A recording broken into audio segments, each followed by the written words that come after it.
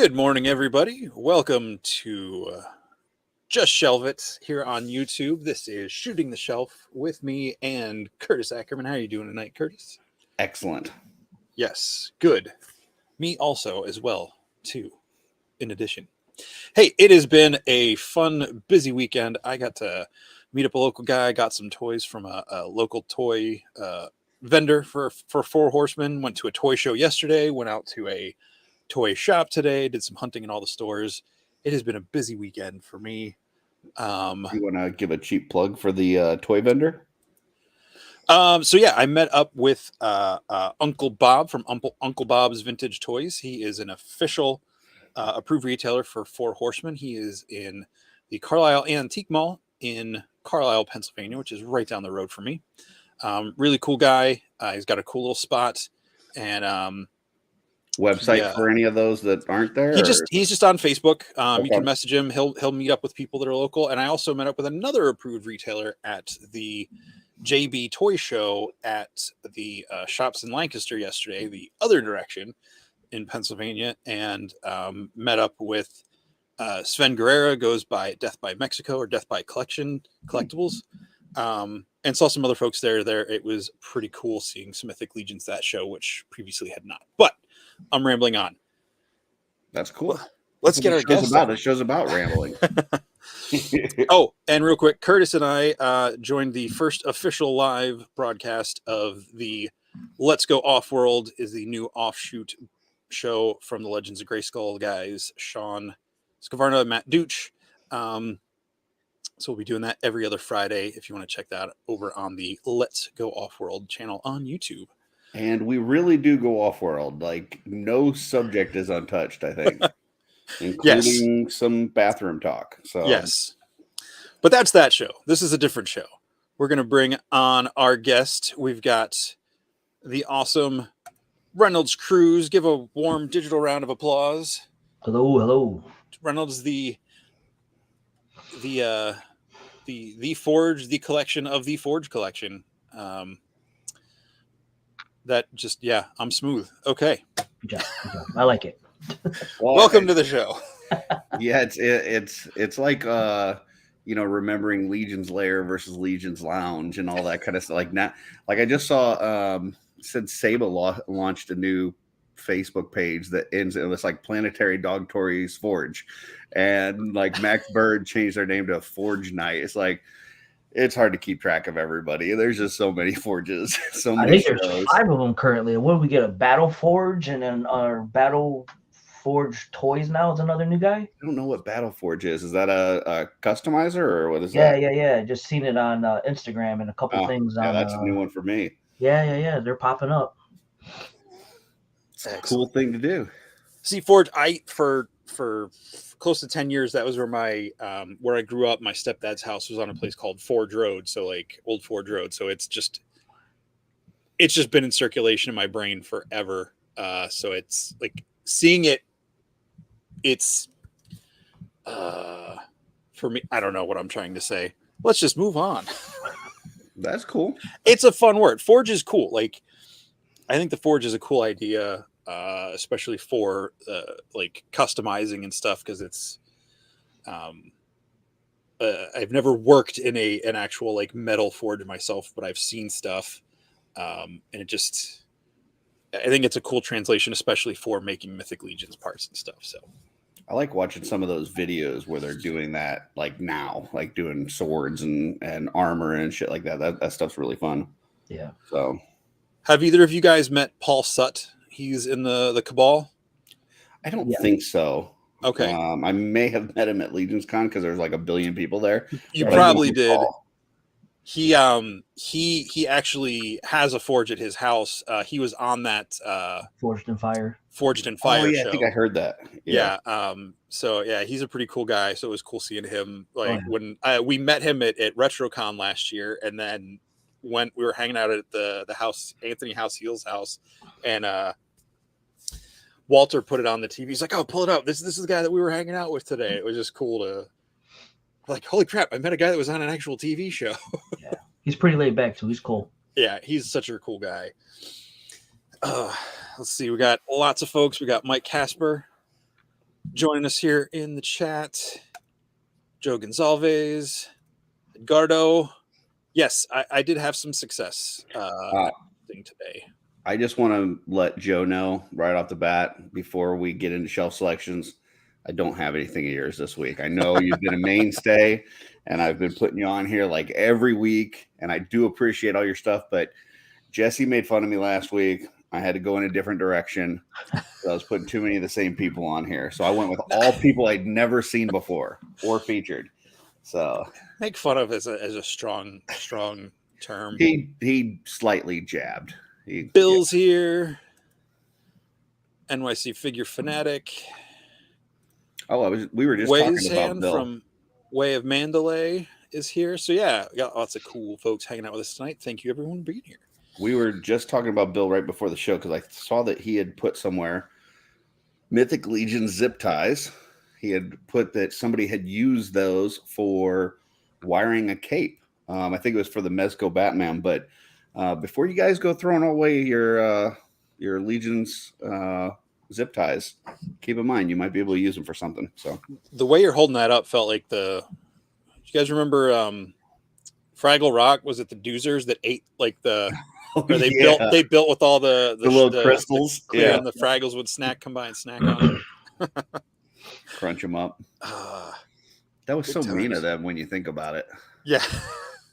So it's hardworking little industrious little guys, and they just snacked on their homes. Yeah.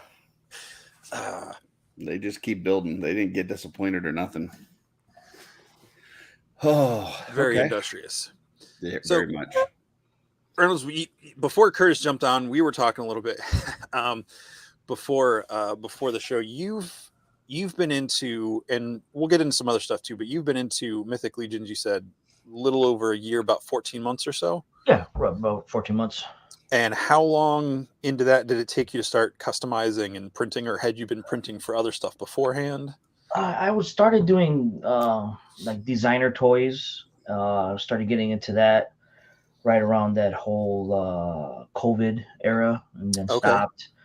And then when I caught the COVID and was in hospital for a little bit, got home and I started doing. That's when I started customizing Mythics. So right out there, the very first one I got in hand, I literally tore it apart and started.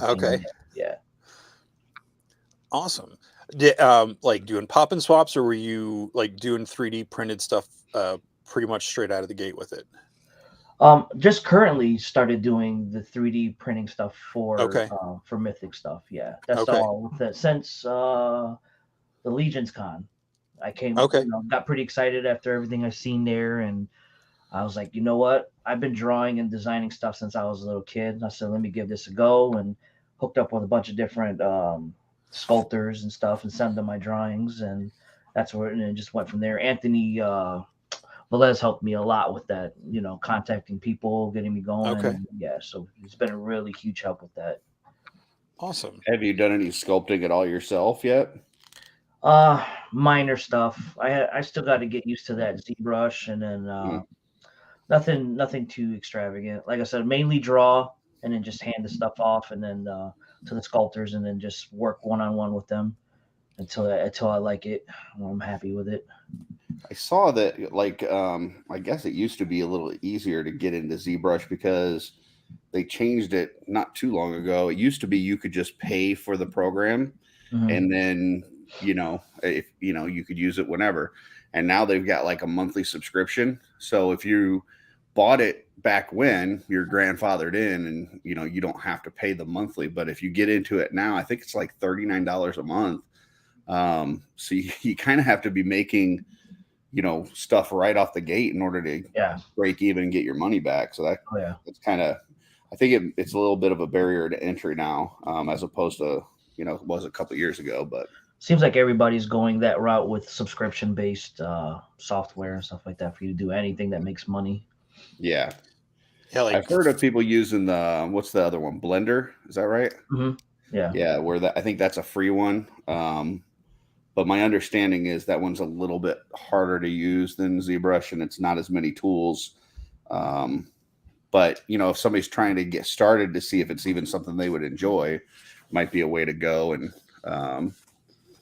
Yeah. I think Fusion 360 is still free as well if you sign up like as a student or something like that. I can't remember.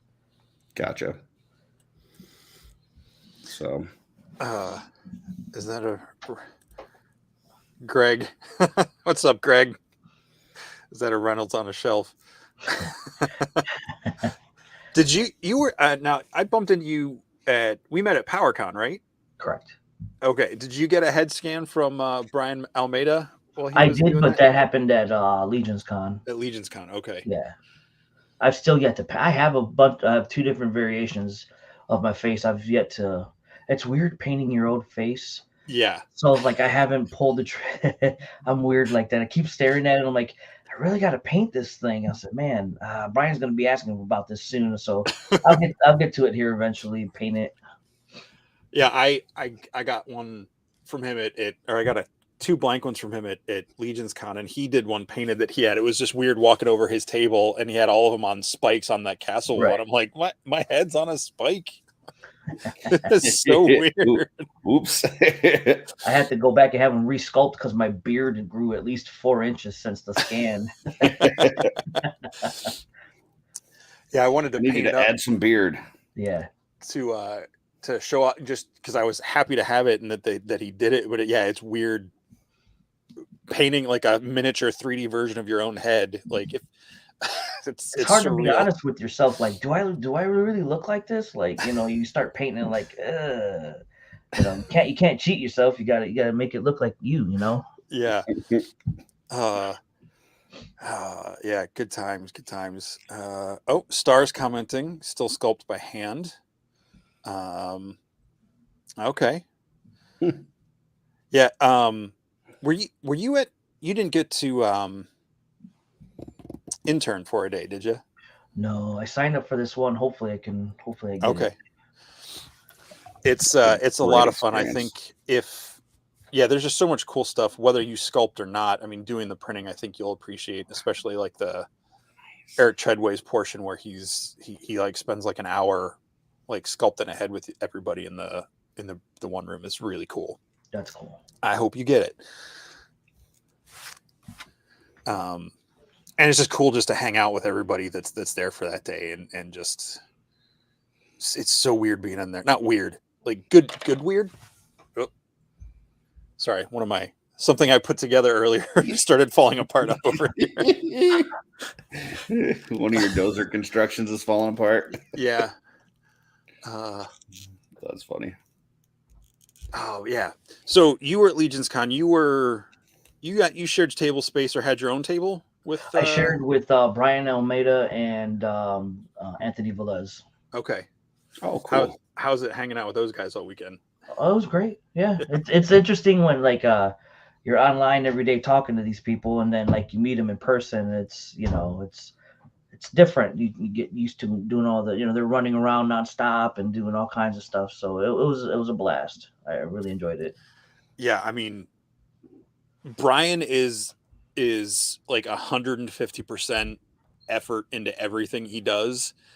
And I was tired doing what I did, so I don't know how that guy probably didn't even sleep that whole weekend. I don't think he did. I had to felt like tying weights around his ankles just so he can stand still long enough. Yeah, he's ridiculous energy. Yeah. Well, at least it's going somewhere. If it's not me. Bill saying you put in for intern this year. It's a holiday. What holiday? Oh, Veterans Day? I don't know. What's Friday? Well, I don't think no, definitely not.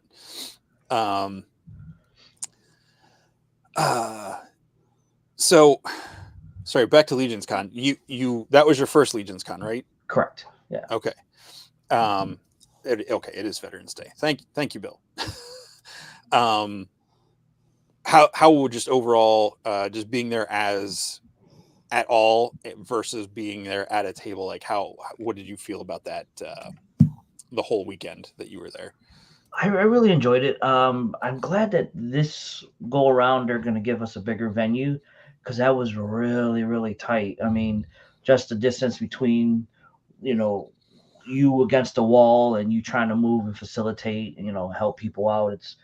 it's so elbow to elbow, and it's going to be nice to have more room. I think that was the only issue I had. It was just so cramped, and there were so many people, and you want to say hi to everybody, but the minute you turn, it's like you lose the person because there's so many people there. Well, I know they eventually found the air conditioner, but it was still super hot in there all weekend. Man, dude, that was terrible. Just the heat versus cramping everybody in a room like that. Not a good combination. It was unseasonably warm, and every time someone brings it up, I'm going to give the shout out to Ryan K. Anthony for figuring out the air conditioner in there on Friday night to get that going. So thank you, Ryan. It was definitely better than nothing, that's for sure. But it was still. I mean, I think part of it was just the temperature in the room, but then also you get that many people, like you said, crammed in a small spot, and it was rough. Yeah, so. Absolutely. I know we normally go straight into our shelf selections. We kind of. Oh gosh, we're talking. We want to knock that out? Yeah, I'm sorry. That's all right. Thank you, Curtis. Man, like I said, I've been. No, we've been just caught up in conversation, so it's good. Good times. All right, we're gonna leap right into, pun intended, with Curtis's pick. All right, so I went completely different direction due to Jesse's poking last week. So I went with all new folks that I hadn't done before. So this one here is Poptastic Man, and I've got a couple photos here. So a couple different Spider-Man poses. I don't know. Can you show the other one too? No. Oh, you can't? Yes. Okay. So we got that one with him flipping over Rhino, the other one with the web. I think in one of his posts, he had talked about where to get, there's somebody that makes like custom webbing for Spider-Man figures. So check that out if you're interested in some custom webbing, but just thought these shots were amazing. Very action photoed. And I don't know, it just really brought the scene to life. So, if you haven't followed Poptastic Man, do so. It's awesome. Very cool. Yeah, these shots are great. They're very cinematic. Yeah. He had another one where he was like on the side of the building and stuff. Just, it's got some really good stuff, not just the Spider-Man poses. He's got a lot of cool stuff. So excellent. My pick was, this one is a pretty simple shot, but just I think just this dead-on shot of I don't remember this character's name from the Animal Warriors of the Kingdom from Sparrow Toys. Just that grin and the way he's holding the knives upside down, like that. It's just got so much attitude and personality in just a straight-on shot. I absolutely, when I was scrolling through and I saw that, it just really jumped out at me. That's from Articulated Times on Instagram. That's nice. Yeah, I have not jumped in on this line. Have you jumped in on any of this line, Jesse? Not yet. I will. I just haven't gotten any yet. Gotcha. Actually, I've seen some photos where they look, I would say, a little bit cartoony, and then I've seen some photos like this where it's like, oh no, they look serious and badass. So I don't know if it's just maybe certain sculpts or a different way, but like this, I really like. I think this looks cool. I'm actually working on a new sculpt for trying to get involved in this line too. Oh, cool. Oh, hold on. Let me see if we can. Embiggen is the word. Bring. I don't know. I'm not doing this right. There we go. Yeah, embiggen him. That's awesome. Thank you. That's really cool. All right. Yeah, I'm looking forward to. Where's my? There we go. I think it's wave 2. Some of the characters in wave 2 really. There's a couple in this wave I like, but the ones I really saw at their table at Legions Con, because they were pretty much right behind me. I really like some of the female figures, some of the bigger, like staunchier looking guys. I just thought looked really cool. I was talking to Len LaGuardia about these because he's got a couple, and he said that the joints are done really well. Like the butterfly joint is hidden. A lot of the double jointedness behind is like hidden behind the armor. So a lot of the times when you see the double jointed on figures, it's like clearly obvious. So when you photograph it, it's like, oh, well, that's an action figure. It's not, it doesn't have that realistic look like Legions do.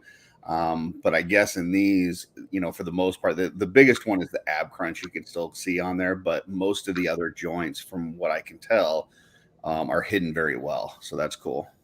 Excellent.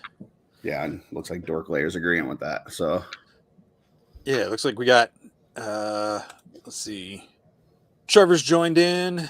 1-6 shooter, figuratively speaking. Welcome tonight. I like the shot again, other than the ab crunch, the way the arms are posed there, like you don't really see any of the joints. I like it. Feels a little more, and I don't say this in a mean way, because I love cartoons. It feels like slightly more cartoon illustrated than Mythics, but not too far off. Like if I get them, they'd probably be hanging out with my Legion. Yeah, no, there's nothing wrong with that. It's just a little bit different aesthetic. But I do like that this one looks a little bit more serious. So yeah, I love the smirk on that face. And this one was one of mine. I honestly have no idea what the hell is going on here, but I love it. You've got this guy with the scuba type helmet and a drill hand, and then he's got a different helmet there with a bunch of lights on it. And this is from Draw a Line Toys. I think he's doing a play on BioShock, a video game. Okay. Yeah, I don't know it enough to know what it is, but that's what I was thinking. All I know is I saw this and I was like, this is fucking cool. Like I don't know what it is, but I love it. I would probably throw this in with Cosmic, I would guess.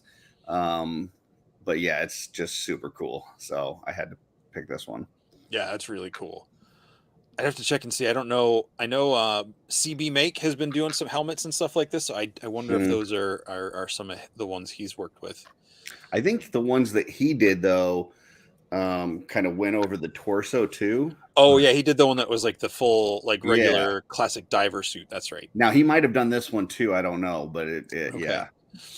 Because I know he likes that stuff too. Yeah, and I don't that other head with the lights and stuff. I have no idea where that came from, or the drill hand. I don't know if that's something that the guy just like took from fodder from another piece, or if he made that. But the whole thing just is awesome. The black and gold is really nice. Yeah. Will says, yeah, it's a take on BioShock's Big Daddy. So there you go. Don't know anything about that, but cool. This was one I saw. I just loved this, just this lineup of these characters. Toys and Photography collaboration with Hendai. I don't know. I'm not going to try to say that. Hindi, maybe. But it's got, it's just got that Heroes font across the bottom. This feels like, like a cool poster. I love I'm usually not a big fan of gold, but seeing the red and gold with the darker colors on there just really popped out to me. Or like if you did a comic book where you had a variant cover that was heroes and one that was villains, something like that. Yeah. There were definitely some other picks. Is that a custom dwarf there? Yeah. That's a cool head. Yeah, it is. Well, now he's a cool head, but it looks really wide. I don't know. It looks wider than a normal dwarf. Looks like the pauldrons are actually, 45'd up, like they're in big angle. Makes it look really wide. Yeah, it looks like the classic knight pauldron, but they're lifted up, and he's got some cloak going on under there, so it's like making him look so much. Yeah, he looks very stocky here. Yeah. The head reminds me of Brunner from the Drist books with the broken horn and everything. So, that's that. Everyone else looks like it's a pretty standard Mythics figure, and then that head is super cool. Out of that group, not counting the dwarf because it's a custom, favorite figure out of that lineup right there on the picture. Magnus.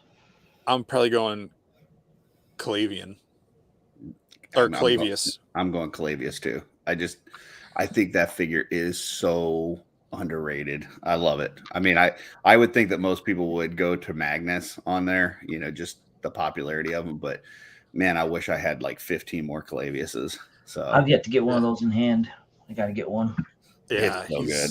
He's cool. I had to the only thing I wish they would have like had an extra bear arm in there, either on the figure or even in the package, just so that when you're making customs, you have, you know, both arms in case you need it for something. But yeah, it's a great figure. Yeah, I love the red belt with him. Just really pops on that. Yeah, I had to give him. And the other helmet is awesome too. Yeah, I love the classic Gladiator like mesh face mask helmet. But I had to get a planetary dog head that I was going to use for my own Otho, but I decided to put it on Clavian instead. Clavius. Sorry, I keep saying the wrong one. All right, you guys were talking about Venom. Yep. So this one is a new statue that's out, and there's actually quite a few different versions of this where they've got a winged version, they got a non-winged version, and then they got a few different head options. And this is from Caleb _ Nefson. And I just thought this was badass. Like, for some reason, I've never seen Venom with wings, but for some reason, that winged version looks so cool to me. Like, I just love it. But then, you know, kind of got the little bit of a classic version over here on the left side. And yeah, just a really cool statue. So if that's something that interests you, check out his Instagram. I'm not sure whether it's already up for sale or if it's going up for sale soon, but check it out because this thing is really cool. Yeah, I like that. The winged version is from the comic series storyline a couple years ago called the King in Black. It was all about like the origin of the symbiotes and Null, yeah, the god of the symbiotes and everything. So yeah. I love the inside of the wings, how it kind of looks like Spider-Man's costume, like the red with the lines, you know, like I don't know. Marvel Legends almost like he absorbed Spider-Man or something, you know. That's cool. Yeah, I have seen quite a few people using the Marvel Legends set that came with the wings on like their vampires and stuff or the demons. Oh yeah. I'll have to check that out. That's cool. Yeah, that's I'm not a huge Venom fan, but I appreciate good or well done stuff that is Venom, and this is pretty sick.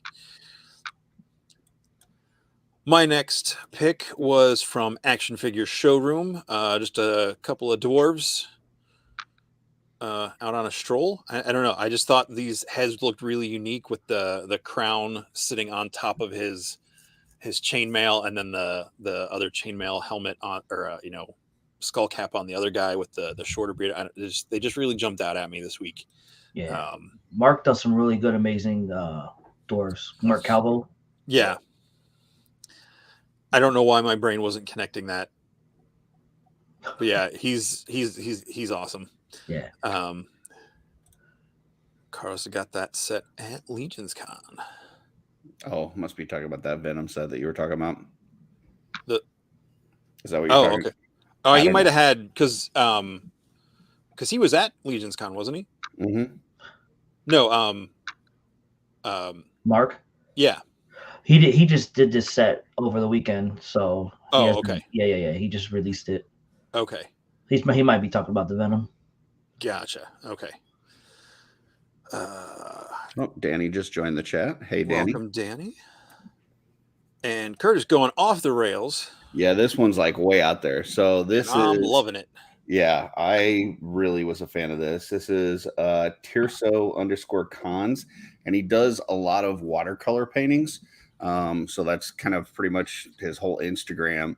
And this one I thought was super cool. Just kind of an old Superman version, still out there fighting the good fight. And yeah, it's just, I don't know. For some reason, I saw this. I was like, this is awesome. He said that he kind of sketched it out, I think, on an airplane years ago. And then he ended up, coloring with the watercolors. And yeah, it's just, I really love this. I'm not trying to say I want to cast him, but he's giving me like John Krasinski as like older John Krasinski as Superman, and I dig that. You know what this also makes me think of, Curtis? And I'm gonna needle you a little bit with this.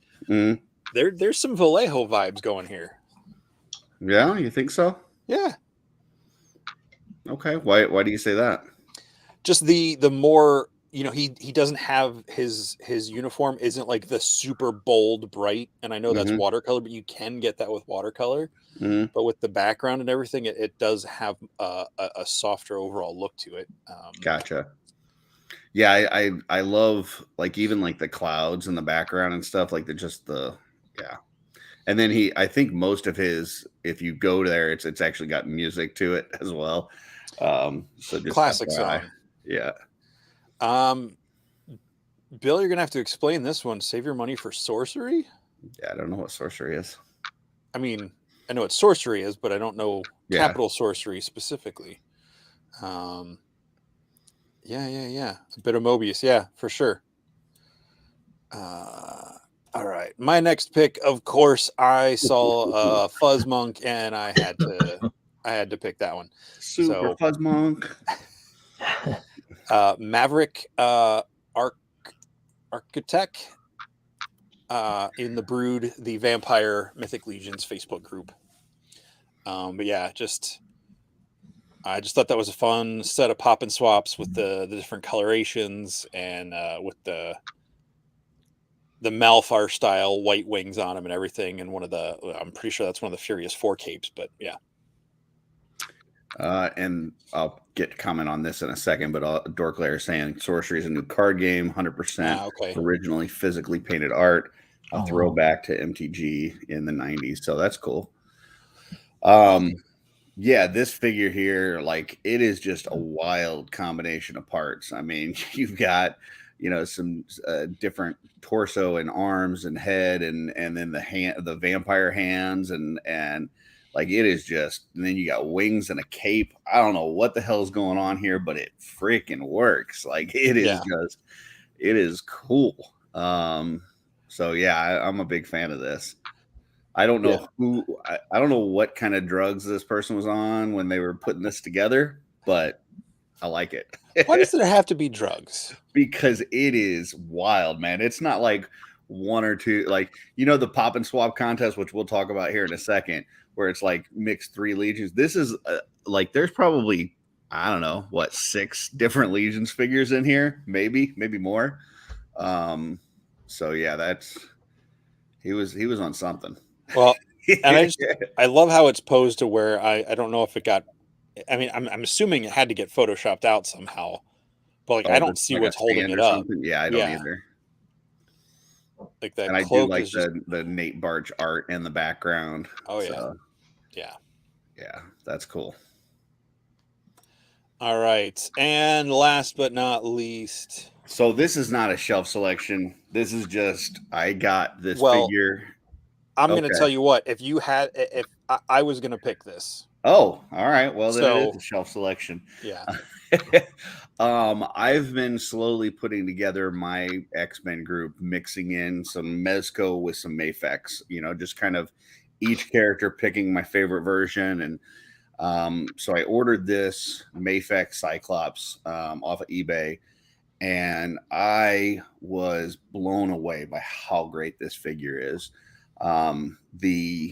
The articulation on it, the colors, everything, it just popped so well. And when I got it, I kind of wanted to do the whole screaming, shooting the laser in the air pose, and kind of matching the one you see on the right there. And I just love this figure. So anybody that's looking for a good Cyclops, this is the one. And I'll say, like, I was not a huge Cyclops fan growing up. Like, out of all the X-Men, he was not really my favorite. But when I look at my shelf right now with the ones that I've collected so far, he's the one that my eyes go directly to. So yeah, I'm not familiar with the art you picked that you based the pose on, but as soon as I saw your pose, I was like, oh yeah, that's like a classic looking Cyclops. Love the Jim Lee look, even though he made him a bit bulkier than, because he's supposed to be slim, right? Yeah. But yeah, classic stuff. Yeah, my daughter threw the little lens flare in there because I don't know how to do all that photography cool stuff. So she threw that little lens flare on the side, but yeah. So and is that a crash box dial? In the back is a crash box dio. The underneath is a gargoyle dio that I picked off at eBay. Hold on one second. I got Quicksilver on it right now. This thing is heavy as F. It is like porcelain or something. I don't know. And it is really cool. It was like 30 bucks. I think with shipping, it was like $50. But I saw this on the Mezco board. A lot of people were, I think you embiggened the wrong one. I did. Wrong guy. I don't know. Wrong guy. There we go. I saw this on the Mezco board. A lot of people were using this for their 89 Batman. And I mean, for $50, this thing is badass. And like I said, it is heavy. So right now I've got him with my Quicksilver until my Batman comes in. So okay. Yeah. Nice. Anyway. All right. But yeah. So it actually showed up on the same day my Cyclops did, and I was like, oh, well, it's here. I may as well use it in the photo. Excellent. Yep. Well, that is it for the shelf selections this week. So good selections, Jesse. Good selections, Curtis. Thanks. and everybody that I highlighted tonight, even though I was not following them before, I am following them now. I encourage you to do the same. Yeah, whenever you post up someone that I've not seen, I usually hit that follow button when I tag them in the post the next day. There you go. So Reynolds, how did you find the Mythic Legions? Like what did you just stumble across them on Big Bad Toy Store or something? Someone showed them to you? When I was recovering on oxygen here at the house, a friend who's in the Cabal, Gabe Sains, he sent me a 30-pound box full of Mythic Legions and said, hey, you need something to do while you're recovery, paint these for me and send them to me as you complete them. And that's basically how because I've never bought one before and never seen them. Or once I got them and started taking them, he says, oh, you can pull them apart and do all kinds of stuff with them. I was like, wow, this is pretty impressive, man. I mean, started popping them, hit them with a blow dryer, and started just painting them. But yeah, that's how I found them. Do you remember what the first figure you got for yourself was? A skeleton somewhere around here. Okay. Yeah, one of the skeleton builders. And you said most of the stuff you do customs for, you sell most of those off, right? You don't keep many. Yeah. Do you Somebody messages me, I'm like, yeah, if they're interested, I just sell it. That's cool. Are you looking forward to the Cosmics?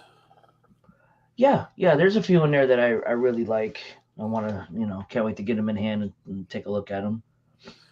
Are there any particular ones that are you just said that. Which ones are particularly jumping out at you? What's that one? He's like part cyborg. I think it's from the second run.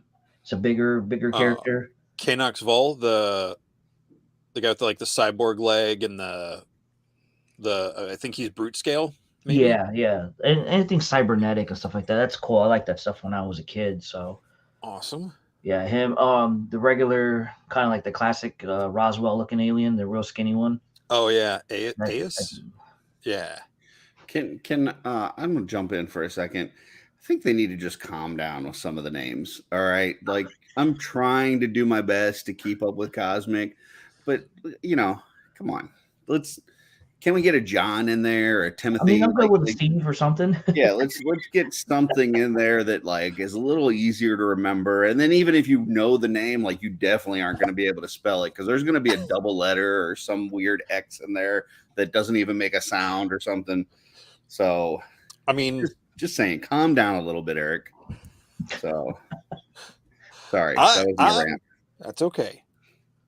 I mean, I'm no Travis Bowles, but even I'm having some problems with some of these names. So. Well, the thing that's really throwing me off on these are when they're throwing numbers into the names, the group names, like Tusk. Okay, that one makes sense, but what is it?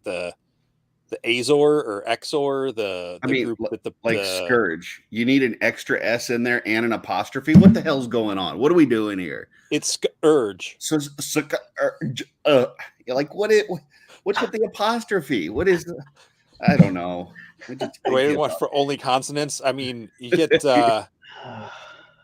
get some of the Welsh guys in the cabal to name something, and no one will ever be able to pronounce it. Yeah. I think I might just start collecting the Tusk only. That's it. Because that's the only ones that I can remember the names on. Pilot, engineer, science officer.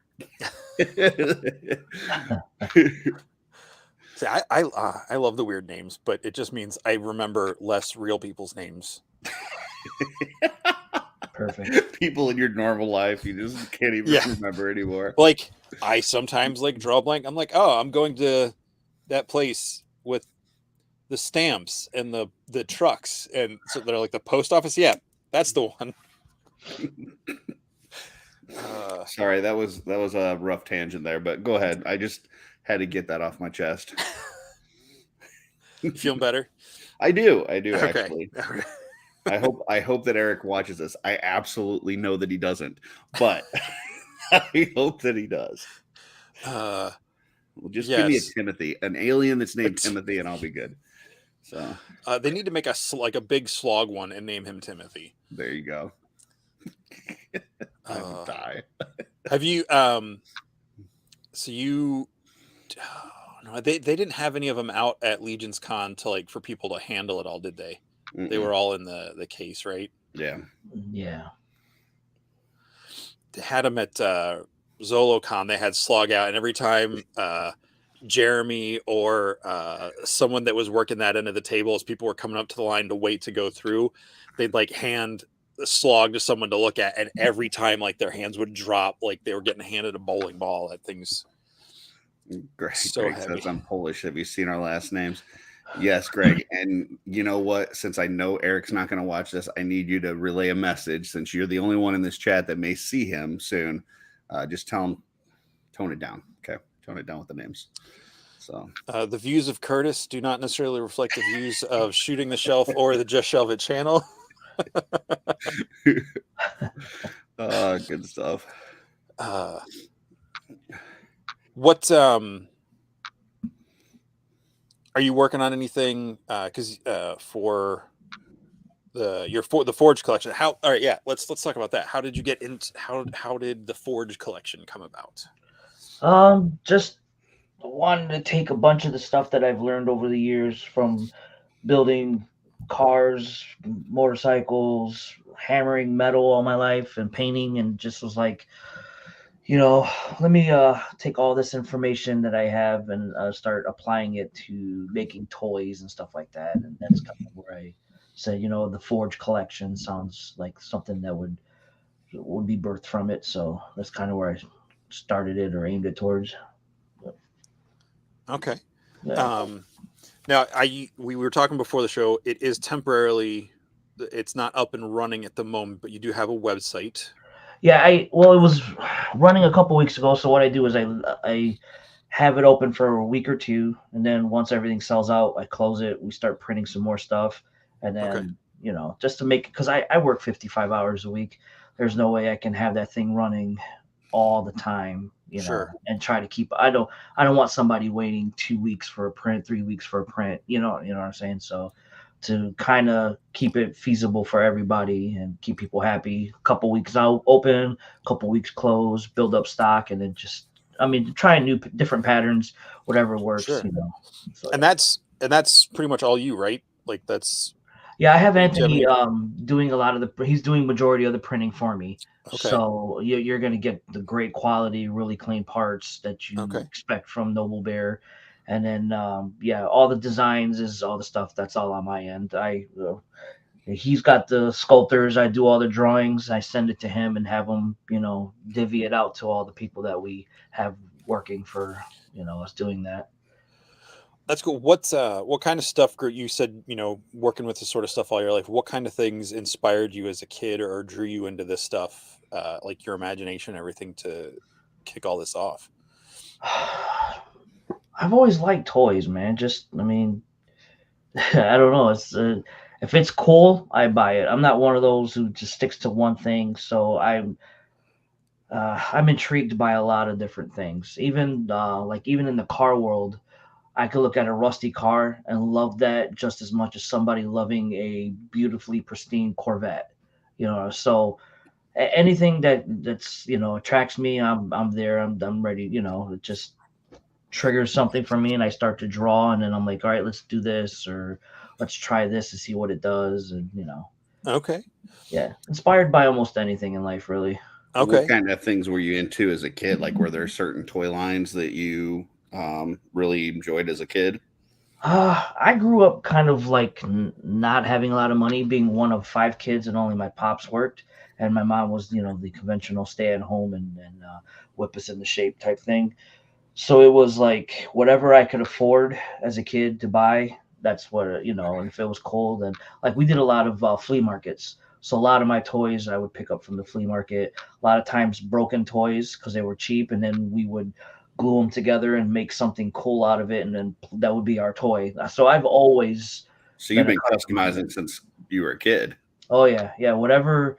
I'd go in my dad's basement, find metal rods or some kind of screw or some kind of a weird looking piece of aluminum and just fuse it to my toy, and now he has a robotic arm or a robotic leg, and you Okay. know, you know, That's uh, funny. creating out of necessity. If you don't have a lot, you do what you can with your imagination. So I remember my cousin found like a little motor in his dad's like workshop that he wasn't using. It was little, it was like this big, but we noticed that the end of it was about the same size as a GI Joe torso, nice. and so we unscrewed the back of the torso and screwed it together on top of this motor, and then plugged it into a battery. So he had no legs, but he had a torso that would just spin around like a tornado. And so we would set up like all these Joes. It would be Joes and Cobra fighting, and then the tornado guy would come in and just wipe out everybody. Looking That's cool. around. Oh man. Yeah, but I know what you mean. You do it, you do it what you got. So one summer when I was 10, I spent the summer with my grandparents in Florida, and they were, like in their early 70s at that point, and I broke my Bebop Ninja Turtle, the Warthog, like the wrist peg snapped, Mm-hmm. and I was devastated because it had been years since that figure had been out. I was like, I'm never going to find him again. He was one of the last of the original ones I had gotten, and we went to Walmart. I think it was the first time I ever went to a Walmart, was down there, like, and was blown away by that store. But that's a whole other story. Couldn't find it. And my grandpa, he's like, well, let me try to fix it. And I was like, all right, fine. Like, it's never going to be the same. And because that hand was so chunky, he just drilled into each end and put like a non-tipped threaded screw into each end, and that's the way that figure worked perfectly until I lost it. well, hey, as long as it works. Yep. Yeah, that's cool. So I wish I would have had because if I went out and messed with anything in my stepdad's garage, I would have probably had my ass handed to me. My earliest memory of going to a Walmart, I bowled when I was a kid. I was a bowler, and I was on a bowling team that kind of traveled around and did some different things. So we were out of town on a trip, and we were staying in a hotel, and me and a buddy snuck out of the hotel. Like, we had like a chaperone that was there supposed to watch us and stuff. We snuck out of the hotel at like 10 o'clock at night and walked like a mile to this Walmart that was nearby, and we bought a BB gun. And I think we stayed out till like 3 o'clock in the morning, just shooting random shit around the hotel with a BB gun, and snuck in, and nobody ever knew that we were gone. And I was so surprised that we didn't get in trouble. But I hope my mom's not watching this, because she's just finding out now. That you were on a bowling team, or that you got a BB gun? And no, she knew I was on a bowling okay. team. She did not know that I went and got a BB gun at 10 o'clock in the morning. Stayed out till 2 or 3 in the morning in a strange city with nobody around that I know. So oh, that's funny. I don't even know. Do they still? I don't think they still sell like BB guns and stuff there at Walmart. I don't know. Maybe they do. They do. I've seen a couple different sniper rifles and some stuff that shouldn't be selling, but gotcha. I was surprised at that late at night that because I think I was probably 10, maybe, that they sold a 10-year-old a BB gun at like 10, 11 o'clock at night. I mean, is that what, the 80s or early 90s? Yeah, this would be 80s, late 80s. Okay. So yeah. I didn't know that was a thing kids could do. One time at bowling camp, we were all playing with our balls. I mean, sorry, wrong show. Whoops. I will also say where my grandparent, like I would go visit my grandparents in Ohio, and they were like in a kind of a farm community. And the closest store of any significance around them was a Walmart that was about 30 miles away. And people would get dressed up to go to Walmart. Like it was like a regular Sunday affair. Like you would go to church, and then while you were still in your good clothes, you would go to Walmart because you didn't want to go into town and go into the Walmart without being dressed up. So, and then fast forward to today, and walk into a Walmart today, it's not the same thing. People are not getting dressed up to go to Walmart. They're barely dressed sometimes. Yeah. Barely, yeah. People are undressing at Walmart. I mean, hey, I've been known to go to Walmart in my pajamas at times. I've seen people in onesies at a Walmart and with the foot still connected type stuff. And I'm like, yeah, you're like 40 years old. What are you doing? Yeah. I mean, yeah, I remember, growing up, like you used to have to get dressed up to go on a plane, not like full suit and tie, but like you wore nice pants and a button-up shirt now. And that's like, I don't care that. I just remember being told that you had to dress nice to get on an airplane. And times have definitely changed all around. Yeah. Yeah. There. All right. Onesies in his classroom. Nice. All right. I remember liking those as a kid. Like I'd like 4 or 5 years old, and then I grew out of them, and like I just kept trying to put them on, but they didn't fit. So like I never I hated them at that point. One good fall down the stairs early morning on a Saturday, running to watch some cartoons, and that was it for me. I was not a onesie kid, but I tell you what, I had some underoos like you wouldn't believe. You remember underoos? Where you had the matching shirt and underwear of like Superman or Batman. Mm-hmm. Man, I would run around in some Batman underwear. Nice. Jump. I'm going to have to watch the beginning of Charlie's Angels 2 just so I can get a different version of underoos in my mind before I go to bed tonight, Curtis. Underoos were the shit. I wish they made adult underoos now. I think they do, aren't they? Just I think boxers? I seen a He-Man one where it was an adult size, the shirt and then the underwear to match, so you look like Prince Adam or something like that, or then He-Man. I was gonna say, does the underwear just look like a fur loincloth? If they make adult underoos, I'm gonna get a pair and I'm gonna room again with Billy this year at Legion's Con. There you go. So, all right. Underoos confirmed. Oh, yeah, Johnny says they do make adult ones. All right, I'm finding it. Episode Billy, get ready. 15. Even if I go with my family, I'm going to sneak into your room at Legion's Con, Billy. Oh boy.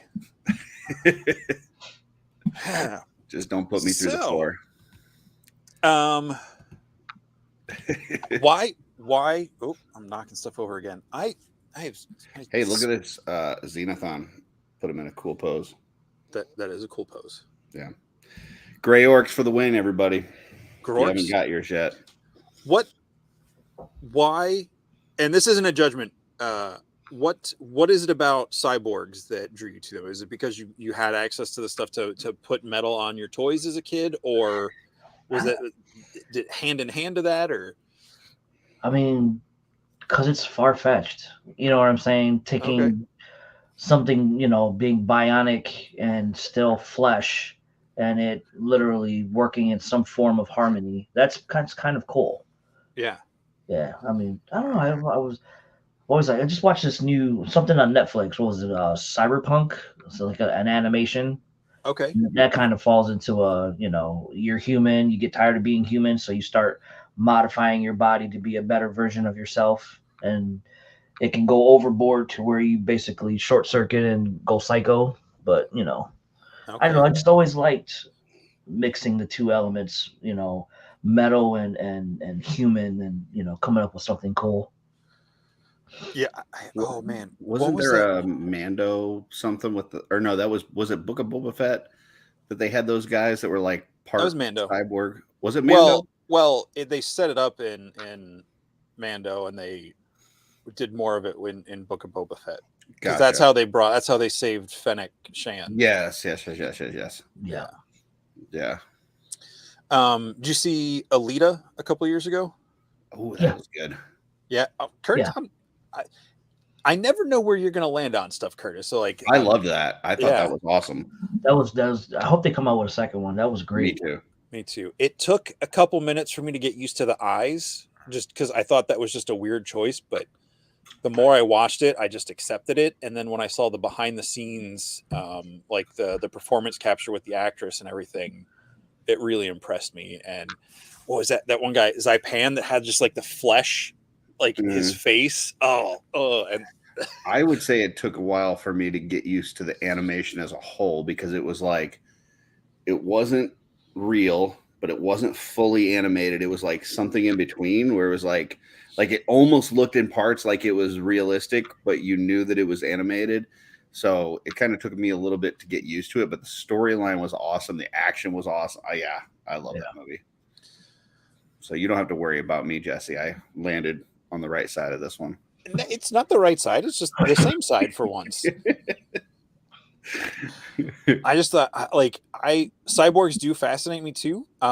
It makes me extremely uncomfortable, because I remember, when Luke had his robot hand at the end of Empire Strikes Back, and then he gets shot through it. That I remember my brother had one of the comics for Return of the Jedi, and the way a panel was drawn in the comic where the blaster had gone through the hand just like freaked me out so much as a kid, which was very easy to do. Everything freaked me out as a kid, but just like the thought of like metal and skin, it's fascinating and interesting, but at the same time makes me so uncomfortable. But when I see stuff like with real cybernetics in real life, like amputees that have like the Iron Man hands that they're starting to do kind of stuff, like, and it's like, how does that work? That just blows me away. It's so I would always be worried about like a malfunction, like, like, or even something more nefarious, like somebody that designed it that had, whatever evil intentions. Like, you're sitting there doing your normal thing and you got a robotic hand, and then next thing you know, you go take a leak and, squeeze it off or something. Like, flushed too many times. Huh?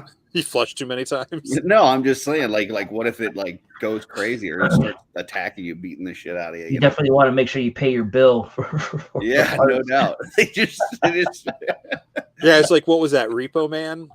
Yeah, where they came in, if you didn't pay off your heart or something like that, they come and pick it up and leave you dead. Yeah. Well, they've done some movies where like they do like a transplant, and like the person that you get the part from is like a psychopath or something, but imagine it with like a robotic thing. Like if somebody, programmed it to, I don't know, let's say you get a robotic eye and it's like recording everything and sending it to the government, and I don't know. Well, sounding like I need a tinfoil hat right now. No. I mean, because everybody's freaking out. I'm not trying to get political, because I don't like TikTok, or I don't have TikTok, not for any specific reason other than like I just don't feel I'm the right type of person for that app. But all the stuff going on, the hearings and all this stuff, and it's like, I think there was a movie a couple of years ago, I never saw it. I think it was called like Day of the Dragon or something like that, where in America, like everybody's devices got taken over because it was like some fail safe built in by like, I don't know if it was the Chinese government, but it was like some overseas place did something. And I'm like, well, I don't want to think about that. It's not too far fetched.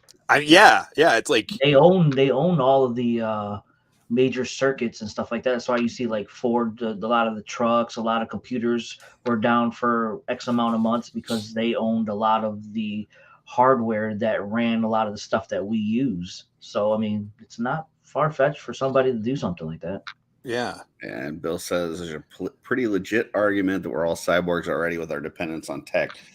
I can see that argument. I mean, I know like when I was in school, if you had to do a report on something, like I would have to go to the Encyclopedia Britannica and, you know, read about giraffes and what they had on it. And it was like this big and that's it. And try to do a report on it. Nowadays, like, you know, if you're a kid, you just Google this stuff. Like, I mean, your teacher gives you a paper on a specific topic and you can find, you know, 15 papers on that exact topic and, you know, whatever. So, and like, I think, who was I talking to? It might have been Steven, where we were thinking of like trying to think of an actor for a movie. And like, you can just look it up now. But I remember like when I was a kid, like you would just rack your brain. And then if you couldn't think of it, it would just bug you for the whole day, you know? But now we just turn to our phones for everything. Yeah. So interesting. Will, you're a cool cyborg in my book. Hey, Walter, welcome. No, because a cyborg wouldn't drop anyone. I mean, that's pretty much every horror or dystopian future movie involving cyborgs is them like breaking the laws, right? Mm. Coolest cyborg in pop culture. Go.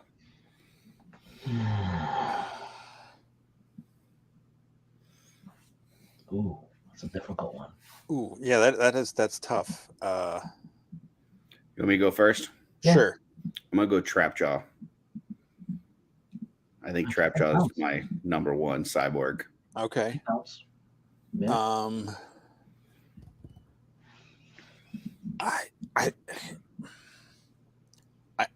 I gotta go Vader. Vader. I see Dorklayer put Vader as well. Oh, okay. Yeah, Reynolds? I mean, I don't know if I have. I don't know. I see a couple people said RoboCop. That's a good one. I do like RoboCop. I like the newer suit better than the original one, though. I haven't seen the new movie. Is it any good? If you just take it for what it is and don't expect it to be like the original one, then yeah, it's got a lot of cool moments in there where they break down the human part of him or what's left of the human part of him way better than the original. It's there's a gross moment in there where you're like, ooh, that's ugly, but then it's still pretty cool. Gotcha. I would go with that RoboCop. Danny says Grievous was I always thought Grievous was just a robot. Is there no? He was an all organic being, and he slowly kept upgrading himself, like we were talking about before. Cool. And to eventually, like I think his eyes and some of his internal organs were all that was left, because that's why he blows up so easily when Obi-Wan shoots him. Was that said in the prequels, or was that like backstory with comics and it was in the Clone Wars? Gotcha. Yeah. Okay. Yeah, I didn't know that. That's cool. Because the way it happened in Clone Wars, it was before you, like if you watched Attack of the Clones and then the Clone Wars and then Revenge of the Sith, you would have seen his introduction that way, like through the series. So it wasn't just this random guy all of a sudden at the beginning of the next movie. Like he was mysterious at that point. But Gotcha. I would also say I do like I love the black suit on the new RoboCop. I think that's a pretty sick looking design. Like it feels having the human hand, the one human hand. That was a good touch. That scene where they have that panel opened up and you just see what's left of him. Oh, dude, that was so cool. Yeah. Yeah. But would you recommend the movie, Jesse? I'm gonna agree with Reynolds on this. Like it's not don't hate me. I never watched the originals. just because they were R-rated in the 80s. So like it was just one of those things like I didn't I'm trying not to judge you, but it's really hard. I didn't have a VCR until I was almost 10, and like I didn't have friends that rented it or that I had access to, so it was like just not something I got into. Yeah. But I'll say probably one of the scariest cyborgs. Have you guys ever seen the movie Ex Machina? Yeah.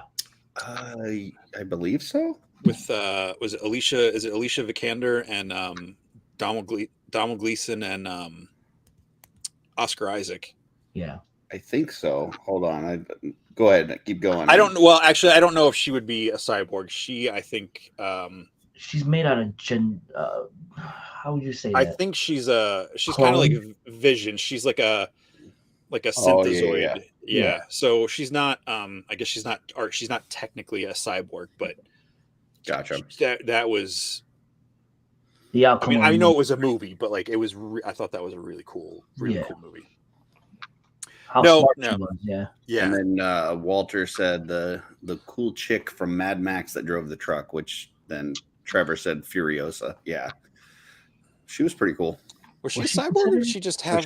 She had the robotic arm. That was prosthetic, though, right? Because it wasn't technically connected through. I think that's just prosthetics. Yeah. Was it? Yeah, I don't think it was connected to any because it had to be connected like to your nervous system some way somehow. Gotcha. Your brain could actually. Well, how did she like grip and stuff with it though? Is it just the way they do now, just moving certain muscles trigger certain aspects of it? Yeah. Gotcha. So I think that's an underrated movie too. Fury Road. Yeah, that was a good movie. I liked it. It's badass. I think it was cool. The original bad guy was the new bad guy. Yeah. Favorite character in Fury Road? Go.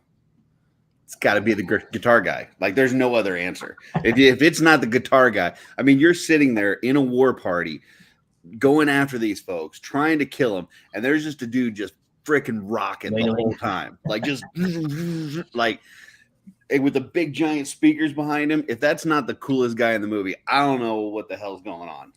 Like, did you say who's your favorite in the movie? Coolest guy in the movie. I don't know. I'm gonna like I don't think I enjoy the movie enough to have that conversation. Did you watch any of the original ones, or was that just a? Yeah. I saw. When I'd seen bits and pieces of them growing up, but when I knew they were going to be going into production on a new movie, like in 2010 or 11 or whatever, I found all the originals and watched all of them.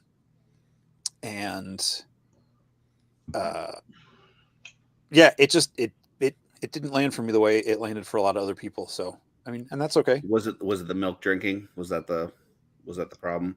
That was weird. Yeah, it was. But it just, I don't want to tear it apart. It just didn't work for me.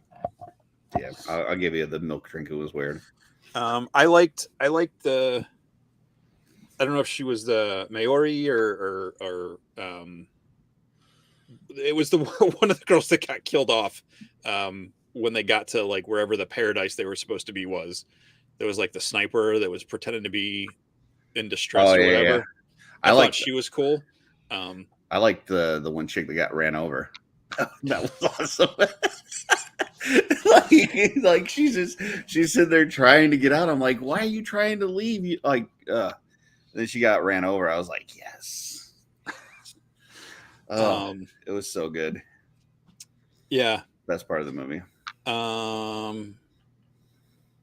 Yeah, I mean, there's cool designs. The practical effects were great. I mean, there's so much. you like your Star Wars milk? No,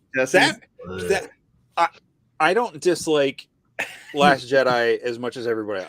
I actually really like that movie. But there's some stuff in that movie that was just like, why? Are you a Star Wars fan, Reynolds? I do. Not the story as much as like the gear, the spaceships, the weaponry, the armor. That's the stuff that I'm drawn towards. The story can be whatever. I'm just more enthralled by everything, the cinematics of it all. Okay, that's cool. Yeah. So we got a prompt from Dorklayer here. Best science fiction movie ever. Oof, Man. All right, Bill. Before we answer, I'm going to ask you to clarify this, Bill. Do you want us to name the one that we think is the best movie ever, like of all time, or our favorite? Because yeah, that's different. those fall very differently in my mind. Yeah, that's very different. If we're going favorite, and when I say favorite, I mean one that I could watch over and over again. Like if I could only pick one science fiction movie to watch the rest of my life, it would probably be Galaxy Quest. That's a solid pick. I don't know. If we're saying best, I don't know that I would put that best. I would. I'll go off. What was that? Fifth Element. That's Ooh, that's a good freaking pick. Oh, so good. Reynolds bringing the fire. I have to go with that too, because the other science fiction movies I like are all parts of series, and I don't think they stand on their own. Or I can't separate. Let me rephrase that. It's not that they can't stand on. I can't separate them from the rest. But Fifth Element, yeah, it's in my top 13 movies of all time. So, yeah. Yeah, I would say I'm Fifth with you on Element that is one. a good choice. I would put Fifth Element as best. I would put Galaxy Quest as favorite. So, and we got Brian in the house. Yeah, he must have heard us talking about him a while ago. I know I'm going to get a lot of hate for saying this, and I'm going to say it. Star Wars. Jesse. Star Wars, because of how impactful Star Wars was just on culture around the world as a whole, and especially like nerd geeky culture. That's obviously without that, so much other stuff doesn't happen. Now, granted, I know it's taken from other things, but like it has been such a I hate using this word sometimes, but like a zeitgeist kind of thing that it's affected so much. But the only other sci-fi series I have above my top 13 is Avatar.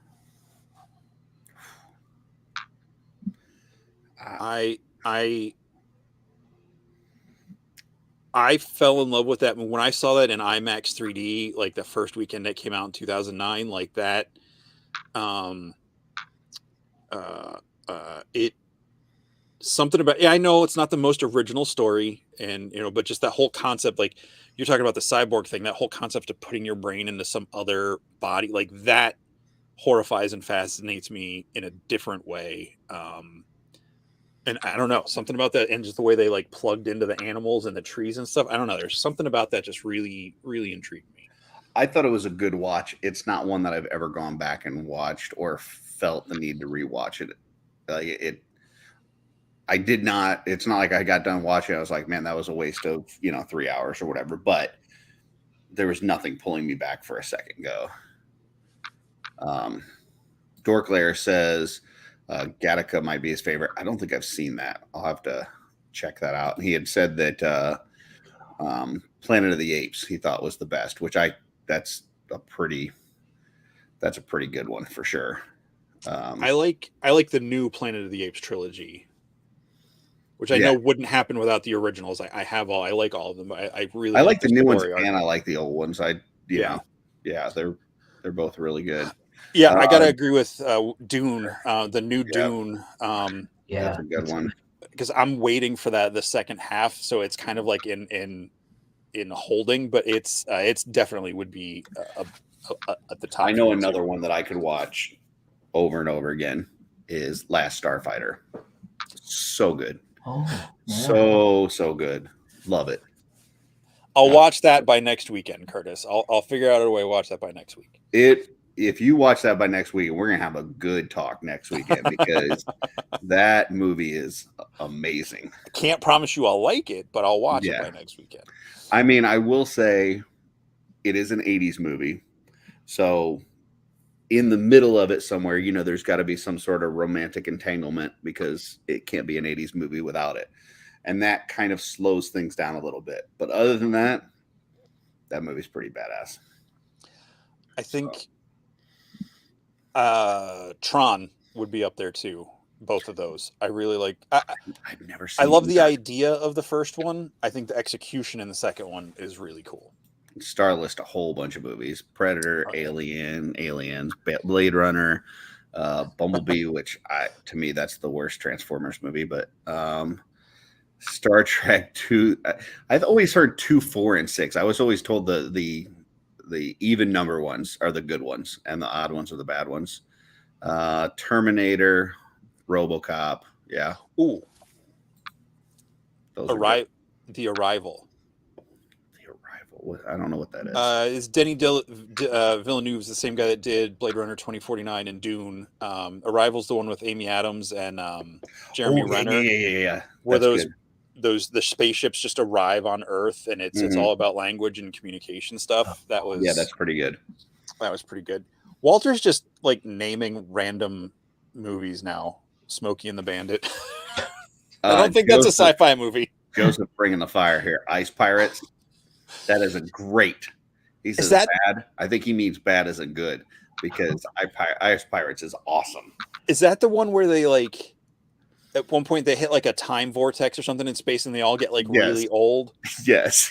And then all of a sudden, like the one couple like has a baby, and then the baby grows up, and the baby is the hero, and oh my gosh, that's where that movie Old came from. It's so good. Did you guys see that? The M. Night Shyamalan where it's the beach and like they just progressively are getting older. That was interesting. Knight's Tale is good. The book is really good. Of course, the book is good. Oh wait, Knight's Tale. I'm sorry, I was thinking of not Knight's Tale. Timeline. Knight's Tale is good. I would say the love interest in that movie is a jerk. I do not like her. I think that she's terrible. She is as bad as Jenny from Forrest Gump. Like, she is the villain of the movie. How are you going to sit there and tell this guy that you apparently love that you want him to lose, and you see him out here getting absolutely wrecked right and left? And I mean, it's jousting. One bad blow could kill you. And you just seeing him getting wrecked over and over again, and you're like you're going to do this if you love me. No, you don't tell somebody that you love that you want them to hurt themselves. That is toxic, and she's a bad person. But I love the movie. My friend, when we saw it in the theater, packed theater in college, we're sitting there watching that. You've seen Knight's Tale, Reynolds? Yeah. Okay. We're sitting there watching it. Whole group of us from college are there, and that scene where because everybody always tells the girl, I'll win this for you. I'll win this for you. So like, I get why she does what she does. Yeah, you're not wrong, Curtis. Like, it's a total dick move. Mm-hmm. But the fact that she lets him go through getting beat up so long, so he loses, and then the handmaiden comes over and it's like, well, if you want to prove how much you love her, you'll win. And the one and he says something to the effect of like, women, how I hate her or something like that. My friend just goes, it's so true, and the whole theater lost it. She's just a terrible person. I just that's the one part I don't like in that movie. Spoiler alert for anybody who hasn't seen Knight's Tale from whatever it was, fucking 20 years ago. The end where he's in the stocks and the king comes up to him, and like that whole conversation there, and then the fact that he used beyond contestation, which is my favorite 2 words that I've ever heard in the history of words. Like, I try to fit beyond contestation into any conversation I can because that's amazing. That's a great line. Oh, Children of Men is good. Sorry, I'm just reading everybody's movie. Sorry, guys.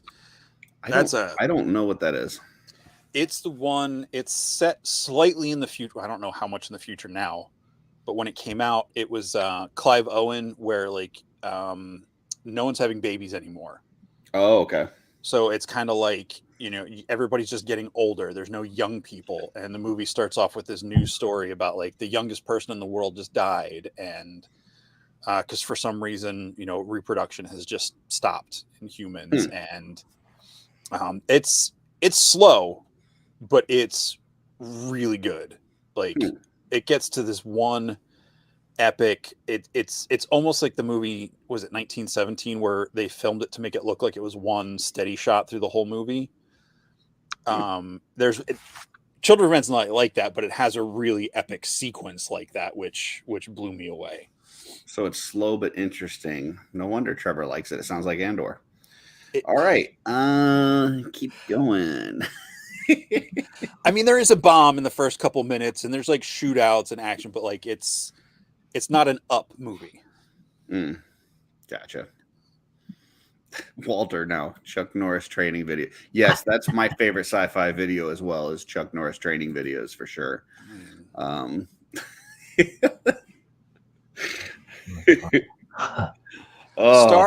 agree with you. I like the original Terminator better than Terminator 2. I'll agree with that. Really? Yeah. I do think Terminator 2 is a better made movie, but I like the story in the first one a lot better. Reynolds, T1 or T2? I like them both. Doesn't matter. Just love them.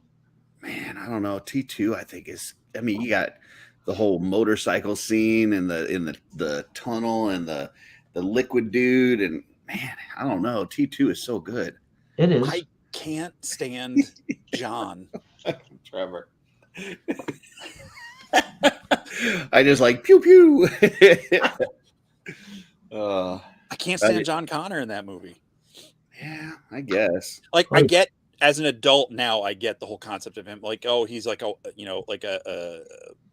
irreverent kid, and like he grows up, he's the guy who's going to be like the leader of the resistance. Like, okay, that's cool. But like as a kid, when I first saw that, yeah. Sorry, Reynolds, I cut you off. You were about to say something. So, well, they kill him off in the last movie, so there you go. Oh, yeah. That was harsh. That was that felt motive for a plot there. What do you call that? An agenda push. Yeah. I didn't hate the last one. I didn't care for that sequence, but I didn't dislike except for the effects on the bad Terminator in that. I thought some of the effects on him got a little wonky. I like the concept of him though, 2-in-1, where he can solely operate as a frame or a skeletal, and then it was a cool concept.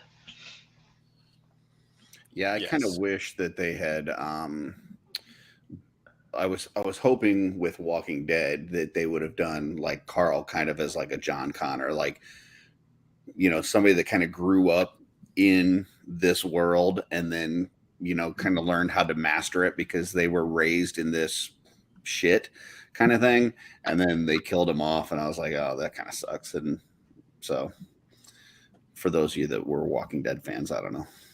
Did you guys watch Walking Dead or first handful of the seasons and then some of the comic, and then got busy?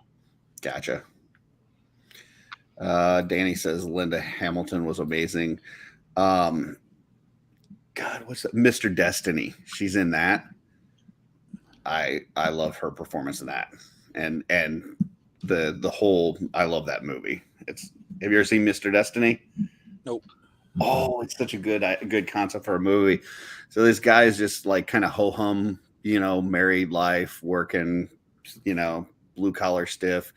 And like he always like thinks back about when he was younger, that, kind of the big game when he was in high school, that if he would have hit that one home run, if he would have, that it would have changed his life forever. And so he meets Michael Caine at a bar, and Michael Caine is like got some sort of magical powers or something. He mixes up this like shot, gives him a shot. He's just supposed to be a bartender. And after he drinks the shot, it's like his whole world changed, and he did hit the home run, and he married the prom queen, and he like all this stuff. So he got all the things that he ever thought he wanted in life. And then, obviously then realizes that he misses his old life, kind of thing. So great concept for a movie. if you haven't seen it, highly recommend it. But she's in that, and she's really good in that movie. Okay. I'll agree. I think Linda Hamilton in T2 was phenomenal. She's the best part of that movie, in my opinion. Oh yeah, she's badass. I think, just to follow up on that, Mr. Destiny, I think it's just one of those things that every now and then you have to just sit back and appreciate what you have. You know, like you can sit there and wish that things would have gone differently in your life and stuff, but if they did, you wouldn't be the person that you are today. You wouldn't have the friends and family that you have today. So, you know, anytime that question comes up, like if you could go back in time, what would you change? The answer should be nothing, because grass isn't always greener. Yeah. So, you know, every now and then you just got to sit back and just appreciate all the things that you do have. And I think that we could all kind of take a lesson from that. But that movie really drives that home for sure. What did you guys think of I, Frankenstein? Like Frankenstein as a badass instead of like a dumb idiot. Was that the one with Thomas Jane? The guy who did Punisher, right? One of the Punisher. Yeah. Okay. Yeah, I thought it was good. Yeah, I enjoyed that movie. I don't remember it that great, but I thought it was pretty good. I thought it was a little underrated. I you know, the concept of him actually being, you know, learning the longer he lived how to be as proficient as he was by the end of the movie was pretty cool. I like fresh takes on those kind of old monster movie characters, like the Dracula Untold. I loved. Oh yeah, love that movie. Huge fan of that.